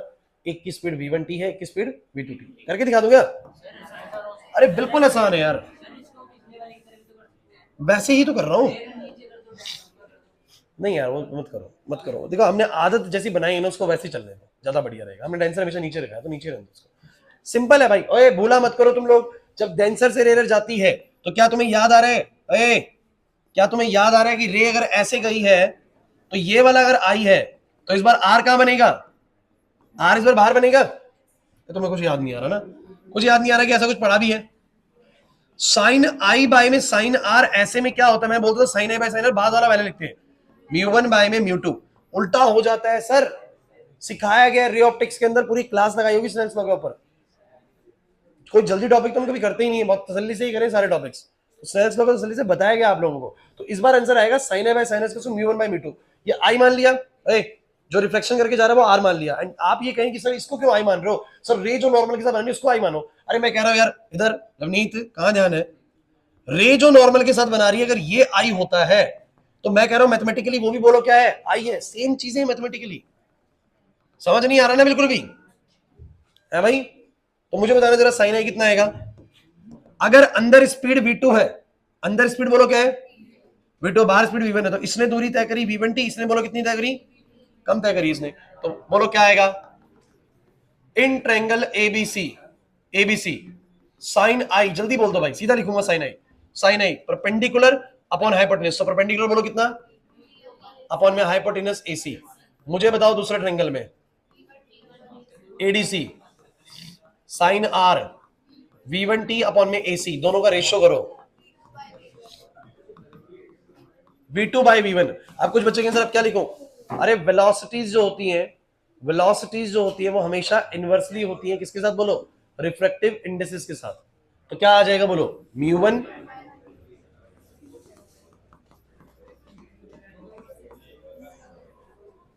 नहीं आया ना समझ में? कुछ पल्ले पड़ भी रहा है या बहुत मुश्किल हो गया टॉपिक? इजी है। अगर ढंग से पिछली चीज सुनी हुई तो इजी लगेगा। और ये लगा लीजिए हाइजीन्स की बात है, अब यहीं तक यहाँ आज लास्ट क्लास है, मतलब हाइजीन्स की। इसके बाद इंटरफेरेंस कुछ नए टॉपिक शुरू हो जाते हैं, वो आसान है ज्यादा कंपैरेटिवली। हाइजीन्स तक थोड़ा मामला हल्का सा मुश्किल होता है। तो ये समझ में आ गया? चलिए अब क्या रह गया? रिफ्लेक्शन रह गया भैया। तो प्रूफ ऑफ रिफ्लेक्शन,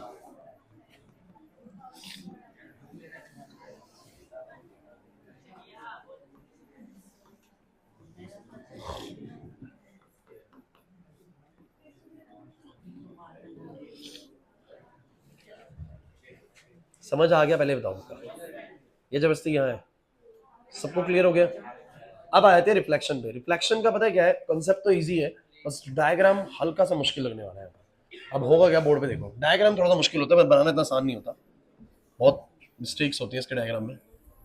बोर्ड पे देखिए, करना है आपसे नहीं होगी, पेपर में भी आपको तरीका बता दिया जाएगा, समझाते हो सकती है। अब मेरे पास क्या है, तुमसे मतलब गलती नहीं होगी अगर वो हम वेव्स बनाते हैं ना। एक्चुअली क्या है, जब मैं वेव बोर्ड पे बना रहा हूं ना, तो मैं जो गैप ले रहा हूं ना, वो बिल्कुल सटीक बराबर नहीं आ रहा हर बार ना, जिस कारण से वो पैटर्न्स उतने बढ़िया दिखते नहीं है। और जब आपको वैसे पता है कि वेव ऐसे मुड़नी है, तो बना ही देंगे उस चीज को। समझना मैं क्या बोल रहा हूँ? जैसे कि मान लो 3 रेज ऐसी आई, 3 रेज ऐसी आई, क्या तुम जानते हो कि क्या होता है रिफ्लेक्शन के अंदर? क्या होता है बताओ? सर रिफ्लेक्शन में ये रेज जो है ना, सिंपल सी चीज है सर। ये मेरे पास इस बार ना, इस बार ऐसा इंटरफेस होता है, इंटरफेस तो क्या ही बोलेंगे, ये सरफेस ऐसा होता है कि दूसरी तरफ रेज जा ही नहीं सकती, दूसरी तरफ रेज जा ही नहीं सकती, बिकॉज पेंट करा हुआ है, तो जा नहीं सकती, सारी रेज पीछे रहेंगी, अपने मीडियम में रहेंगी। और डेंसर वाला सीन इस बार आने वाला बोर्ड पे बहुत जरूरी है, डेंसर वाला सीन आएगा ही नहीं। अगर अब डेंसर में जाएगी नहीं तो क्या होगा जरा देखिएगा। क्या तुम्हें रूल याद है कि जैसे रे आई, तो इंसिडेंट रे ने नॉर्मल के साथ जो एंगल बनाया वो क्या है बोलो? आई। तो जो जाएगी वो भी कितना बनाएगी बोलो? आर। और इसका होता है एंगल आई किसके बराबर है? यही तुम लोगों ने पढ़ा होगा शायद, नहीं पढ़ा? सबने यही पढ़ा, एंगल आई बराबर क्या होता है? Angle r. यही मुझे प्रूव करना है, आपका रिफ्लेक्शन प्रूव हो जाएगा। समझना ये कि रे मुड़ क्यों जाती है, रे वापस रिफ्लेक्ट ऐसे क्यों जाती है। अब क्या होगा जरा आइए, इसकी वेवफ्रंट बताओ कैसी बनेगी, सब बच्चे बोलो कैसी वेवफ्रंट बनेगी? ऐसी? अरे यार वेवफ्रंट तो परपेंडिकुलर होगी, अगली ऐसी आएगी या चेंज होगी? क्यों नहीं चेंज हो रही? चेंज इसलिए नहीं हो रही सर, सभी सोर्सेज सेम मीडियम में बना रहे हैं, हर बार जब बनाएंगे कॉमन टेंजेंट सर बराबर दूरी में बनेगा, क्योंकि उसने 5 बनाई, इसने 5 बनाई, इसने 5 बनाई, सबने बराबर दूरी तय करी, कॉमन टेंजेंट वापस ऐसे ही आ गया। क्लियर है या नहीं? लेकिन सर अब क्या होगा, जैसे ये यहां पहुंचेगा, लग रहा है परपेंडिकुलर नहीं लग रहा, उससे लग रहा है, जैसे ये इंटरफेस यहां पहुंचेगा, ये इंटरफेस है ए बी इंटरफेस। अब आप लोग मुझे बताइएगा, ए वाले के साथ ये है कि वैसे तो आपको पता है रेस जानी चाहिए नीचे, बट क्योंकि नीचे हमने पेंट कर रखा है, तो जो वेव्स बनेंगी वो नीचे नहीं बनेंगी, सारी वेव्स कहां बनेंगी? ऊपर ही बनेंगी।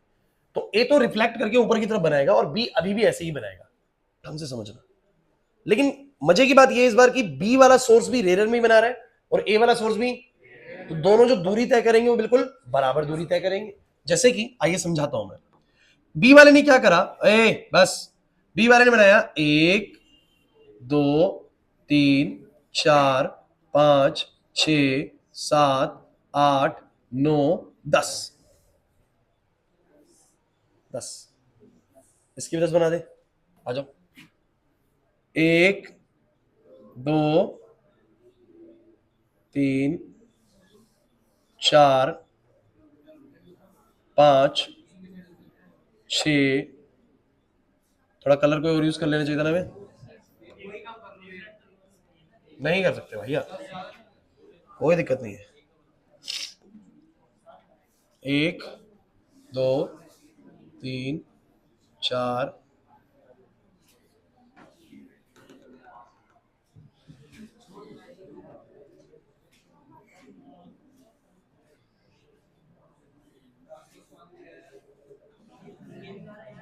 सिर्फ समझने पे ध्यान देना बस। बस 6 7 8 9,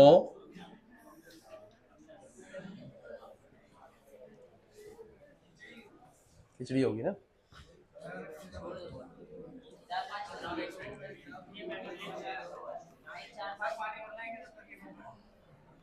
नहीं, इसी के बीच में समझ में आ जाएगा वरना।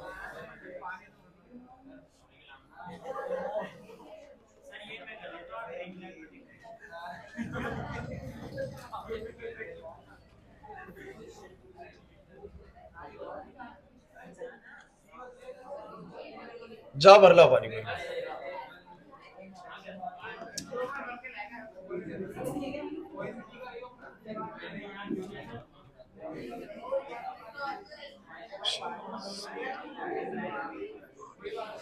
सुन लीजिए, मैंने बनाया यहाँ पर 1 2 3 4 5 6 7 8। और अच्छा, 8 के बाद नोवा कैसे बनेगा इसका? तो नोवा ऑब्वियस सी बात है इसका ऐसे बनेगा। समझे नहीं कैसे? भाई जब जब ऑब्वियस सी बात है नीचे नहीं जा सकता, तो बाद में टकराने के बाद तो ऊपर की तरफ बनेगा, नीचे तो बन नहीं सकता। तो नोवा कुछ ऐसा बनेगा इसका। बोला है कि नहीं? नहीं समझ में आया यार। 8 ऐसे बने, 8वां ऐसे बना, तो नोवा कैसा बनेगा इसका? नोवा तो फिर उल्टा बनेगा ना। अरे ऐसा ही तो आएगा, ऐसा बनेगा। टकराने के बाद तो ऐसे बनेगा। जैसे इसने टकराने के बाद कैसे बनाए? अरे इसने टकराने के बाद कैसे बनाए? इसको फोकस करो। इसने एक बार तुम्हें बस समझना है कि सर कहने क्या चाह रहे हैं। पेपर में ये डायग्राम नहीं बनाना होता। पेपर में डायग्राम बहुत सिंपल बनता है, लेकिन तुम्हें समझना है कि वो डायग्राम जो बना हुआ है ना, जो मैं बना के दूंगा तुम्हें बाद में कि सिंपल डायग्राम से कर लेना, वो डायग्राम के पीछे लॉजिक तो बताओ कैसे बन गया। तो मेरा ये ए बी वेव फ्रंट है, और इसमें क्या करा, बी ने वेव बनाई अपनी, ए भी उसमें बनाएगा। अगर इसने 9 ऑसिलेशंस करे तो इसने भी कितने करे होंगे? 9। ठीक है ना? और आपको अभी उसका डाउट लग रहा है तो उसको खत्म कर दो, अभी उसको खत्म कर दो। 8 तो समझ में आ रहे हैं?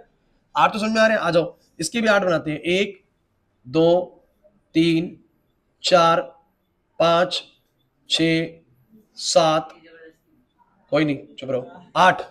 सही है। और अगर यहां पर इसने अपना नोवा अब ऐसे बनाया, तो उसने अपना नोवा कैसे बनाया? उसने अपना नोवा कैसे बनाया? ऐसे। अब जरा बताओ, इसके नो उसके नो, कॉमन टेंजेंट ड्रॉ करो, कॉमन टेंजेंट ड्रॉ करो। आया कुछ? आया कुछ कॉमन टेंजेंट का शेप? ध्यान से सोचो, ध्यान से सोचो कि क्या हुआ है। मैंने क्या बोला? इसका डायग्राम मुश्किल इसलिए है बच्चों, क्योंकि इक्वल डिस्टेंसेस बनाने बहुत मुश्किल है बोर्ड पे। यहां पर नो बनाने, वहां पर भी नो, बिल्कुल बराबर गैप पे बनाने, ये थोड़ा मुश्किल काम है। ठीक है ना मेरी? लेकिन बात इसने एक डायग्राम नहीं बनाना एग्जाम में। बी वाले ने बनाई अपनी नो ऑसिलेशंस, इसने बनाई अपनी नो ऑसिलेशंस। समझो मेरी बात को। और दोनों का कॉमन टेंजेंट ये ब्लू वाला जा रहा है। अगर पहले वेव फ्रंट ऐसा था और अब वेव फ्रंट ऐसा हो चुका है, तो ऑब्वियस सी बात है रेज भी वेव फ्रंट के साथ क्या हो चुकी होंगी? परपेंडिकुलर हो चुकी होंगी। समझे ही नहीं बात को? सर समझ ही नहीं आ रहा, पता नहीं क्या हो रहा है। अरे यार, पहले वेव फ्रंट ऐसा था और अब अगला वेव फ्रंट कुछ टाइम बाद ऐसा बना है, तो उसका मतलब रेज अब ऐसे थोड़ी जाती रहेंगी। रेज तो हमेशा वेव फ्रंट के बोलो क्या होती है? परपेंडिकुलर होती है। तो जो बाद वाली वेव्स अब जो रेज निकलेंगी वो इसके परपेंडिकुलर होंगी। इसके परपेंडिकुलर बोले इसके, और इसके परपेंडिकुलर रेज कैसे निकलेगी? ध्यान से देखो। तो इसके परपेंडिकुलर कैसे बनाऊंगा मैं? ध्यान से देखो, ये ऐसा शेप है, तो ये वाला कुछ ऐसे जाएगा, ये वाला कुछ ऐसे जाएगा, देखो परपेंडिकुलर, और ये वाला कुछ ऐसे जाएगा। ध्यान से देखो इसको, ध्यान से देखो, ऐसे करके कुछ देखो, देखो ये रहा। तो मैं इसको क्या करता हूं ना, सुन लो, ये सी है, ये डी है। अगर तुम्हें ध्यान से ऑब्जर्वेबल हो तो बताना मुझे, ये ए बी वेव फ्रंट है, कुछ देर बाद यही ए बी वेव फ्रंट ना कुछ ऐसा वेव फ्रंट बनाता है। जो वेव फ्रंट पहले ऐसे था वो कुछ ऐसा बनता है। अब अगर वेव फ्रंट ऐसा बनेगा तो रेस तो बिल्कुल इसके परपेंडिकुलर जाएंगे ना थोड़ी देर बाद। तो इसके परपेंडिकुलर जाने का मतलब ऐसे ही जाएंगे। लेकिन ये ऐसा बना क्यों? मैं बार बार उसी बात पे जोर दे रहा हूं आप लोगों को, ये ऐसा बना ही क्यों? सर बी ने अपनी वेव्स बनाई, बी ने अपनी वेव्स बनाई, मान लो 8 बनाई, 9 भी वो भी टकरा के ऊपर की तरफ बनाएगा। और इसने 9 बनाई, 1 2 3 4 5 7, इसकी 9 ऐसी बनी। कुछ टाइम तक उसने 9 बनाई, उस टाइम तक इसने 9 बनाई, है ना? उसने दूरी तय करी बीसी, ये वाली, सॉरी ये वाली दूरी तय करी। इसको मैं कुछ पॉइंट नाम दो, चलो कोई नहीं, बाद में बात करेंगे इसकी। इसने दूरी तय करी ये वाली, और इसने दूरी तय करी ये वाली, और ये दूरी बराबर होगी। ये दूरी बिल्कुल क्या होगी? इस पॉइंट को चाहो तो तुम कुछ नाम दे सकते हो, जैसे कि ये वाला पॉइंट हमारा डी है, कॉमन टेंजेंट। तो एक सेकंड, अरे बच्चों, इसने अगर अपनी 9 बनाई है तो उसने भी कितनी बनाई है? बोलो 9। और 9 के बाद जो कॉमन टेंजेंट बनेगा दोनों का, वो कॉमन टेंजेंट कुछ ऐसा ही जाएगा, नहीं जाएगा। हालांकि ये जो मैंने तुम्हारा यहाँ पर ये इस तरीके से ड्रॉ किया ना, सी डी, नहीं उसमें बन जाता है यार, इसमें थोड़ा दिक्कत आ रही है। ठीक है सुनो, अरे बस रुक जाओ। तो ये मतलब ये मान के चलो कि नेक्स्ट वेव फ्रंट जो बिल्कुल यहां पर बनेगा, एक एक छोटा सा वेव आप यहां पर मान के चलेगी, इसका कोई वेवलेट बना और उसका भी कोई वेवलेट है, दोनों का अगर मैं कॉमन टेंजेंट ड्रॉ करूं, तो क्या कुछ आपको नहीं लगता कि कुछ इस तरीके से जाना चाहिए? ये मान लो इस तरीके से आया, और ये इस वाले का यहां पर है ऐसा कॉमन टेंजेंट, तो मुझे तुम इसका कॉमन टेंजेंट ड्रॉ करोगे तो कुछ ऐसा आएगा कि नहीं आएगा? आएगा ना, मैं यही बोलना चाह रहा हूँ, बिल्कुल मिला सकते हो आप लोग की, बिल्कुल इसी पॉइंट पे ही होता है ये सी है और यहाँ पर ये वाला पॉइंट डी है और रेज जो है ना इसके बाद कुछ इस तरीके से पास हुई है, इस तरीके से पास हुई है, इस वेव फ्रंट के साथ परपेंडिकुलर, इस वेव फ्रंट के साथ परपेंडिकुलर। लेकिन बात यह है कि सर ये डायग्राम एग्जाम में इतना कॉम्प्लिकेट आपको करना ही नहीं है, एग्जाम का सीन अलग है। एग्जाम में क्या करना है वो सुनो, ये तो डायग्रामेटिकली हम बोर्ड पे बना रहे हैं यार, बोर्ड पे इतना एनिमेशन कर पाना वेव्स को लेकर ना बहुत डिफिकल्ट काम होता है। आप खुद करके देखिएगा, वेव्स को इस तरीके से मिला पाना इतना आसान नहीं होता है, ठीक है, क्योंकि डिस्टेंसेस अगर थोड़े से भी ज्यादा आगे पीछे हैं तो सब कुछ होच-पोच हो रहा है। मुझे तो पता है एक्चुअली में चीज क्या है, लेकिन आप लोगों को वो चीज एनालाइज करानी है, वो डिफिकल्ट चीज है। हमें पता है कि कैसे काम कर रहा है, लेकिन वो बिल्कुल एक्जैक्टली वहीं पर ही मैच खा जाए, उस तरीके से हो जाए। तो आप बस ये समझो कि पहले वेव फ्रंट ऐसा था, थोड़ी देर बाद वेव फ्रंट ऐसा बन सकता है कि नहीं बन सकता। मुझे बस इस बात का जवाब दे दो तुम लोग कि अगर ऐसा वेव फ्रंट था थोड़ी देर बाद ऐसा बन सकता है कि नहीं बन सकता। कैसे कैसे ऐसा वेव फ्रंट बनेगा? क्योंकि सर नीचे तो वेव्स जा ही नहीं रही है, तो कॉमन टेंजेंट नीचे तो बनने वाला है ही नहीं, नया वेव फ्रंट नीचे तो बनने वाला है ही नहीं। कहां बनेगा सर? बी ने बनाया ऊपर, ए ने भी बनाया ऊपर, सर इसने बनाए अपनी नो वेव्स, उसने भी बनाई नो वेव्स, बाद में कॉमन टेंजेंट बनेगा। देखो 1 2 3 4 5 6 7 8 9 9 यहीं पर मान लो 1 2 3 4 5 7 9, अब दोनों कॉमन टेंजेंट बनेगा, ऐसा बनेगा। तो पहले वेव फ्रंट ऐसा था, बाद में वेव फ्रंट ऐसा है, ऐसे वेव फ्रंट की वजह से रेज इसके परपेंडिकुलर होगी। नहीं आया समझ में? पेपर में क्या करोगे वो सुनो, पेपर की बात सुनो, पेपर में क्या करोगे? आ जाओ, नहीं नहीं उनका कुछ नहीं है। पेपर में तुम लोग ये करना, पेपर में तुम लोग ये करना कि सभी बच्चे पहले 3 रेज बनाना,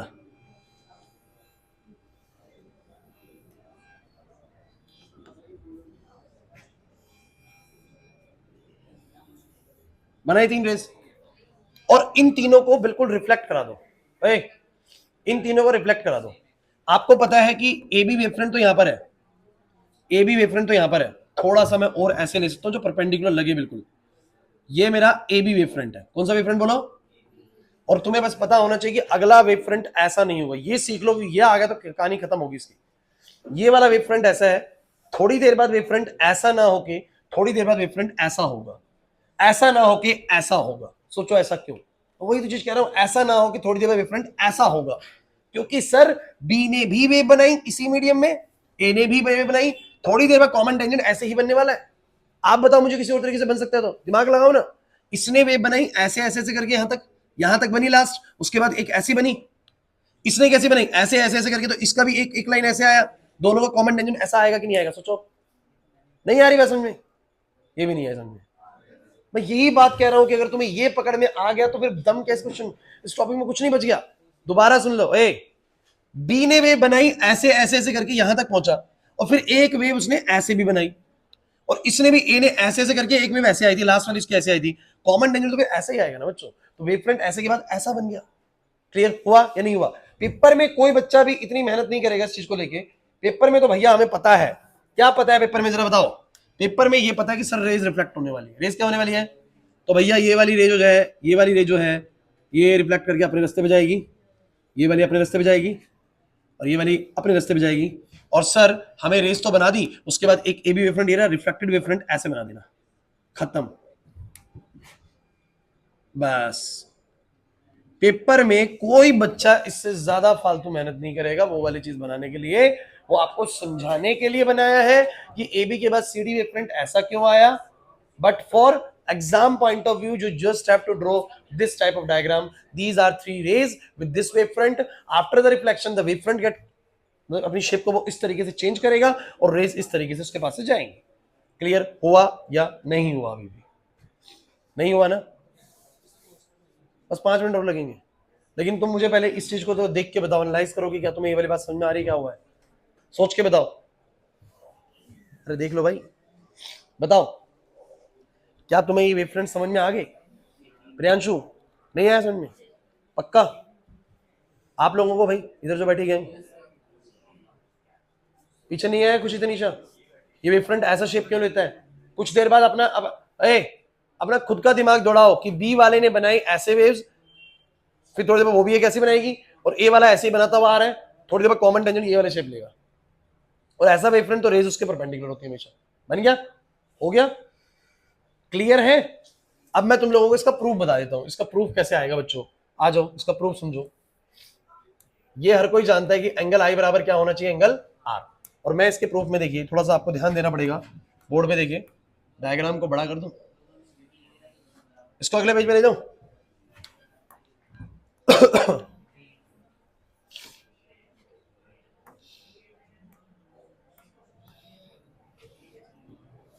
चलो ए बस, बोर्ड पे सबको क्लियर हो रहा है क्या है? अच्छा, इंसिडेंट वेव फ्रंट जो एंगल बनाएगा उसको बोलो क्या बोलेंगे? आई। थोड़ा सा ये इधर है, ठीक।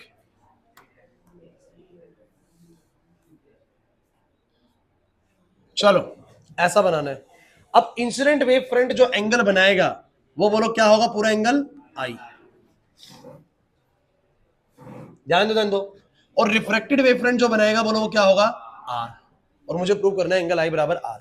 फिर आप थोड़ी देर बाद ये बोल सकते हैं, फिर आप यही प्रॉब्लम मुझे बोल सकते हैं कि सर आई तो सर इसको बोलते हैं ना, आई तो सर इसको बोलते हैं ना, और आप आई किसको बोल देते हो? मैं आई किसको बोल देता हूं जरा बता दो। मैं आई बोल देता हूं जो ये वेव फ्रंट बनाती है, मैं इसको आई बोल देता हूं। यार mathematically this two are same thing ना।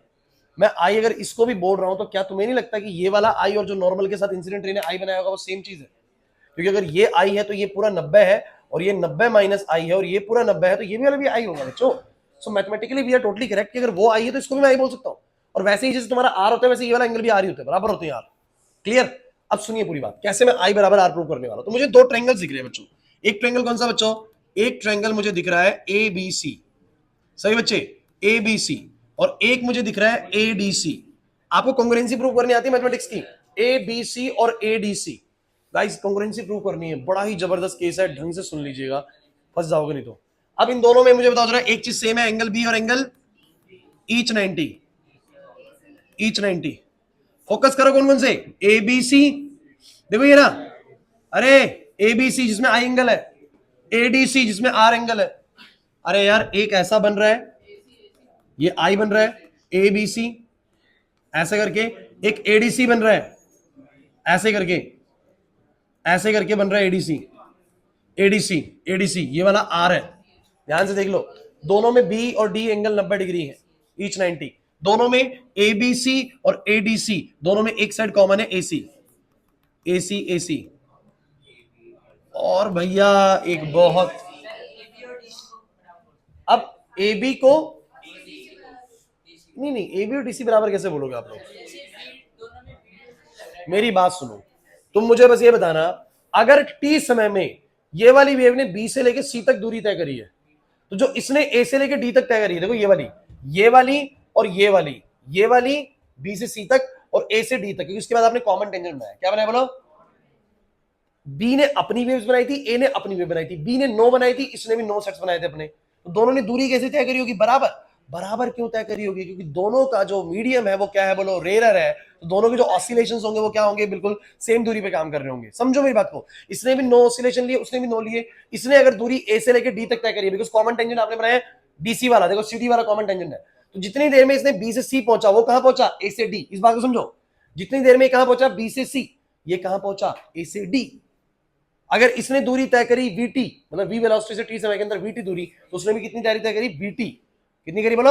वीटी। तो आपको समझना पड़ेगा जितनी दूरी बी से लेकर सी तक की तय करी वेव ने, उतनी ही दूरी ए से डी तक की हमारे ऑसिलेशन से करी होगी, बिकॉज दोनों का स्पीड सेम है, सेम मीडियम में है। बोलो है कि नहीं? तो क्या चीज सेम होने वाली है? समझिए क्या चीज सेम होने वाली है बोलो। तो बी से लेकर सी तक की दूरी और ए से लेके, क्योंकि आप ये बात ना भूलें, मैं थोड़ा सा गड़बड़ कर रहा हूं डायग्राम में, सुन लीजिए कि जब बी ने बनाई होगी वेव्स, बी ने बनाई होगी वेव्स, तो इसने कुछ दूरी तय करी होगी। सेम समय पर इसने भी बनाई थी वेव, और इसने भी दूरी जो तय करी होगी डी तक की, वो सेम करी होगी। इस बात को समझो, वो यहां पहुंचा तो ये यहां पहुंचा, तभी तो कॉमन टेंजेंट तैयार हुआ है। नहीं समझे मेरी बात को? तो बी ने जितने तक सी पहुंचा, ए बोलो तब तक कहां पहुंचा? डी। तभी तो बाद में कॉमन टेंजेंट बोलो क्या बना? सीडी बना। अरे नहीं आ रहा समझ में भाई तुम लोगों को? तो बोलो क्या आएगा? थ्योरी में लिखवा दूंगा, डोंट वरी, थ्योरी में लिखवा दूंगा इसकी। तो मुझे बोलो ए, क्या चीज सेम बोलोगे? बोलो बी सी की जो डिस्टेंस है और जो ए डी का डिस्टेंस है, बी से लेकर सी तक पहुंचा, वो ए से लेकर डी तक पहुंचा। यहां वाले बी वाले सोर्स की वेव पहुंची सी तक, ए वाले सोर्स की वेव पहुंची डी तक, और दोनों ने दूरी कैसे तय करी होगी बोलो? वीटी, बराबर दूरी तय करी होगी। वीटी बोल सकता हूं मैं, सेम डिस्टेंस वीटी, वीटी। सही है भाई? अगर तीन चीजें आप एक ट्रायंगल में प्रूव कर पाए हैं तो ऑब्वियस सी बात है, हाँ BC BC का प्लेस देखो, AD का प्लेस देखो। क्यों नहीं, आपने लिखा इन ट्रायंगल ABC और ADC। ABC और ADC है तो कहाँ है BC और AD? देखो ना, दोनों की AD। सही तो है भाई। अरे नहीं, आप समझ नहीं रहे। जैसे B और C सेकंड थर्ड प्लेस पे ना, लिखना कोई वो जरूरी नहीं होता, तो सर यही होता है ना। ऐसा लिखने से कुछ फर्क नहीं पड़ता। आपका 90 डिग्री वाला सेम जगह पे होना चाहिए बस, वो जरूरी नहीं है। मेरी बात समझो, वो जरूरी नहीं है। आप करस्पॉन्डिंगली वो कर रहे हो, वो चीज ठीक है, लेकिन ऐसा कोई जरूरी नहीं कि ऐसा करना ही होता है। आप वो लिखना चाहते हो उस तरीके से बना सकते हो एडजस्टमेंट।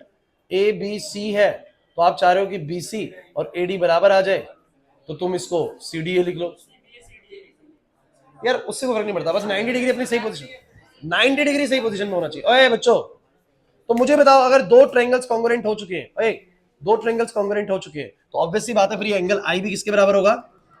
एंगल R के। This proves law of reflection. अब देखो भाई, अब थोड़ा रुकेंगे। अब आप लोग मुझे बस ये बताओ, तुम लोग हाइजेंस के थ्रू रिफ्लेक्शन या रिफ्रैक्शन का कोई एक केस ये वाला याद कर लो, कर पाओगे या नहीं कर पाओगे? 2 मिनट बिल्कुल तसल्ली से लो, मुझे बात करते मत दिखना बस इस 2 मिनट के अंदर, ठीक है? 2 मिनट इसमें बात मत करना, सिर्फ सोचना कि मैंने तुम्हें क्या पढ़ाया है रिफ्रैक्शन में। पहले सिर्फ रिफ्रैक्शन सोचो, फिर अगले 2 मिनट हम रिफ्लेक्शन सोचेंगे। तसल्ली से सिर्फ देखेंगे, नोटिस करेंगे सर ने ड्राइव में क्या कराया, उसके बाद छुट्टी करेंगे, ठीक है? तो पहले 2 मिनट अपना टाइम लो और इस चीज पे ध्यान दो। सचिन, निखिल कुछ बोला है मैंने?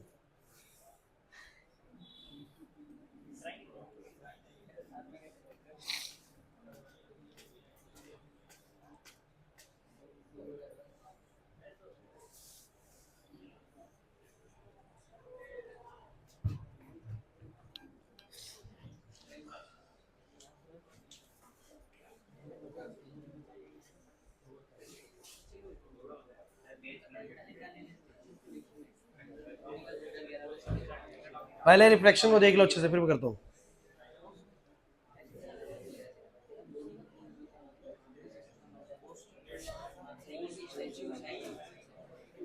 क्या हुआ? चलेगा?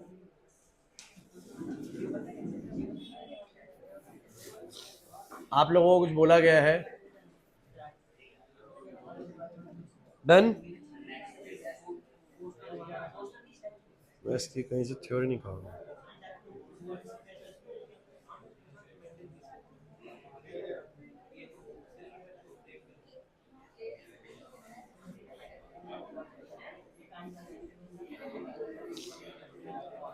कोई दिक्कत?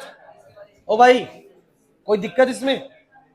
अब एक बार रिफ्लेक्शन देखो, छुट्टी नहीं कर रहा मैं भी, बेटा देख लो इसको।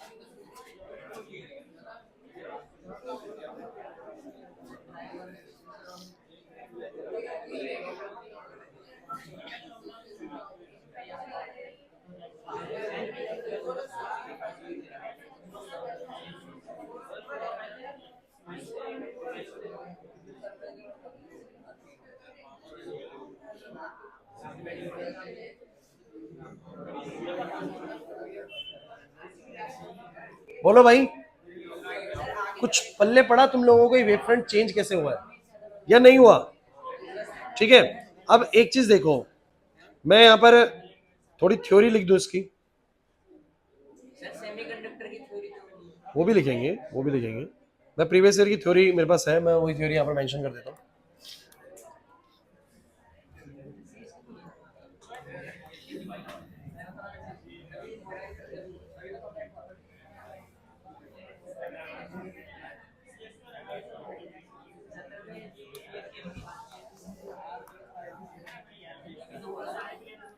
एक बार इसको साथ के साथ पढ़ो भाई, इसको साथ के साथ पढ़ो।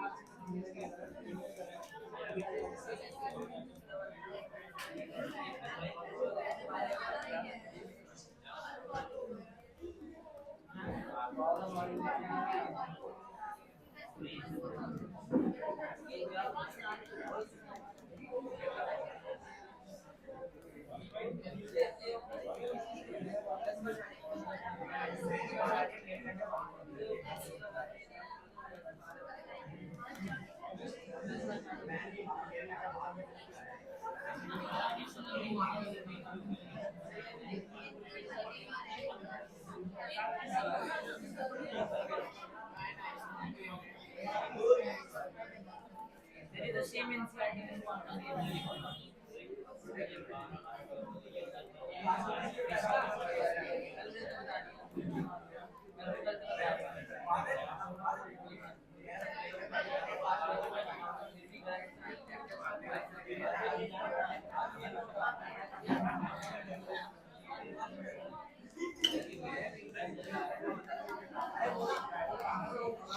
ए बोर्ड पे देखो क्या लिखा हुआ है, when incident wavefront AB strikes the interface at A, जब AB इंटरफेस AB wavefront टकराता है इस इंटरफेस को A पॉइंट पे, so कहते हैं B makes waves in the medium 1 with the velocity V1.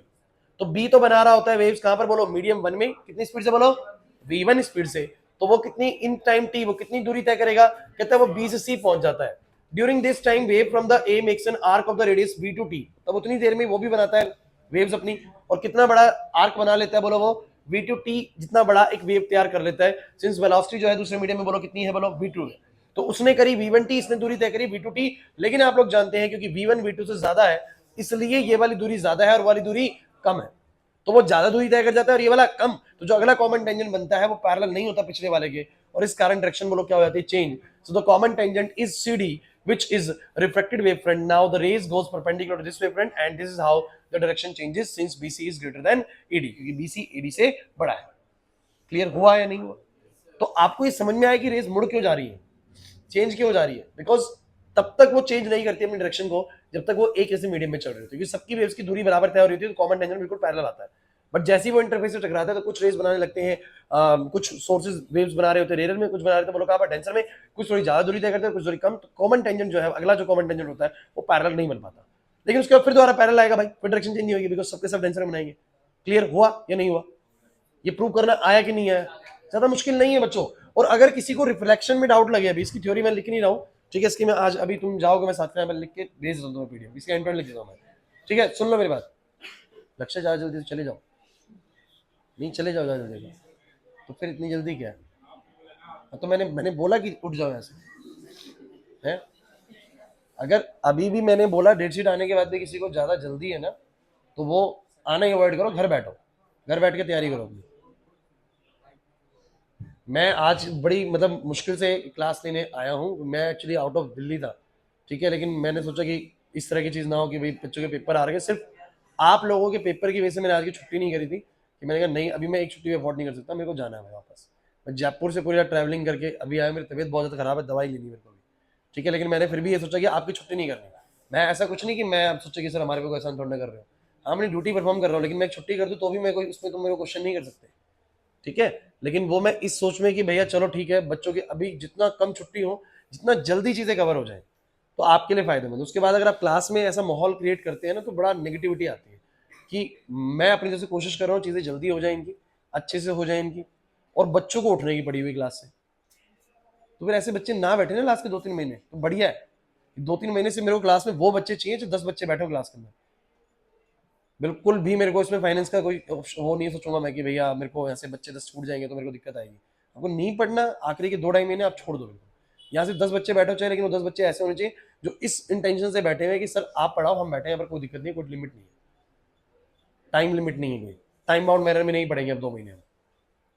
ये आपको सोचना है, तब चीजें आप बहुत अच्छी कर पाओगे। ऐसा सोचोगे ना टाइम, तो मेरे को भी लगता है यार टाइम हो गया पूरा, मैं क्यों लगा हुआ हूँ, मेरे को तो पैसे उतने मिलने ना, छुट्टी जल्दी क्यों नहीं करता मैं। और मैं छोड़ भी रहा था, आपको 1 महीने पहले तक छोड़ रहा था ना, मैं 15 पे छोड़ देता था, 20 पे छोड़ देता था, क्यों? क्योंकि अर्जेंसी नहीं थी। बट अब अर्जेंसी है बच्चों, अभी भी अगर अपनी संभले ना तो फिर दिक्कत है, जितना जल्दी हो खत्म करनी चीजें। तो रिफ्रैक्शन वाला जो मुद्दा है ना भाई, सिंपल सा है कि आपको ये सोचना है कि जो वेव फ्रंट ऐसे ऐसे ऐसे ऐसे आ रहे थे ना, वो वेव फ्रंट ऐसे से ऐसा कैसे हो गया। बस ये समझ में आ गया तो तुम्हें ये बात तो पता ही है ना कि रेस तो वेव फ्रंट के परपेंडिकुलर ही जाएंगी भाई। तो अगर ऐसा वेव फ्रंट हो गया तो रेस अब सीधी तो जा नहीं सकती भाई, उसी के परपेंडिकुलर जाएंगी, तो मुड़ जाएंगी। लेकिन ये कैसे ऐसे से ऐसा कैसे हुआ, इसके लिए कोई बहुत बड़ी रॉकेट साइंस नहीं है कि ए वाला और बी वाले ने जो वेव फ्रंट आया हमें, उस सोर्स ने वेव बनाई, इसने बनाई, इसने बनानी शुरू कर दी ऐसे, क्योंकि अंदर तो जा नहीं सकती क्योंकि सरफेस हमने पेंट कर रखा है। तो उसने बनाई ऊपर की तरफ, ये बना रहा था ऐसे। उसने बनाई नो, तो इसकी भी नो बनी, 1 2 3 4 5 7 8 बनी, नो भी इसकी ऐसी बन गई। तो नो के बाद कॉमन टेंजेंट तैयार किया, क्योंकि आपको पता है किसी भी समय के बाद कॉमन टेंजेंट तैयार कर लीजिए आप, बोला है कि नहीं। तो उसका कॉमन टेंजेंट और इसका कॉमन टेंजेंट आप करके देख लीजिए, ऐसे ऐसे ऐसे करके नोवा यू बनेगा, ऐसे ऐसे करके नो यू, तो दोनों कॉमन टेंजेंट ऐसे आएगा। तो नया वेव फ्रंट ऐसे से ऐसा हो गया, ऐसे से ऐसा हो गया, तो वेव तो इसके रेस तो इसके परपेंडिकुलर ही जाएंगे ना बच्चों, समझ आया। लेकिन पेपर में मैं इतना झमेला करने वाला नहीं, पेपर के अंदर करना क्या, मेरे को ए भी बनाना है, मैं थोड़ी देर बाद सीडी ऐसा हो जाएगा। तो पहले रेस बनानी है, पहले क्या बनानी है, रेस, उसके बाद वेव फ्रंट बनाना है। हम यहाँ पर पहले वेव फ्रंट बना रहे हैं, उसके बाद क्या बना रहे हैं, रेस, इसलिए मुश्किल लग रहा है, क्योंकि वेव फ्रंट थोड़ा गलत बन सकता है अपनी जगह से, लेकिन रेस बनने के बाद तो परपेंडिकुलर बना ही सकते हो ना। और क्या बस ये वाली बात तो मैं समझ में आ रही है कि जितनी दूरी बी से लेके सी तक की होगी उतनी ही दूरी ए से लेके डी तक की होगी, बिकॉज जितनी दूरी बी वाले सोर्स ने तय करी उतनी दूरी ए वाले सोर्स ने तय करी होगी, बिकॉज दोनों रेडियल मीडियम में है, दोनों का स्पीड भी वी है, दोनों को टाइम भी टी मिला है, तो वी टी दूरी तय होगी दोनों की। क्लियर हुआ कि नहीं हुआ। तो मैंने वो 2 ट्रायंगल पकड़े, बस कौन से ट्रायंगल, एक एबीसी और एक एडीसी, मैंने कहा बी और डी 90 डिग्री है, एसी सी कॉमन है, बीसी एडी बराबर है।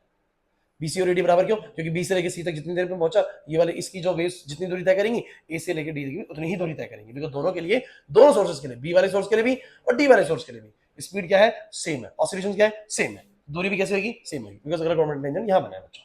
तो ये आपको प्रूव करना है, तो किसी भी तरीके से थोड़ा सा प्रैक्टिस करके इसको कर सकते हैं बच्चों, ठीक है। समझ में आ गया कि नहीं आ गया। अब जाइए, कल देखते हैं क्लास रखने के लिए मैं मैसेज डाल दूंगा आप लोगों को अभी रात को। हाँ बोलो।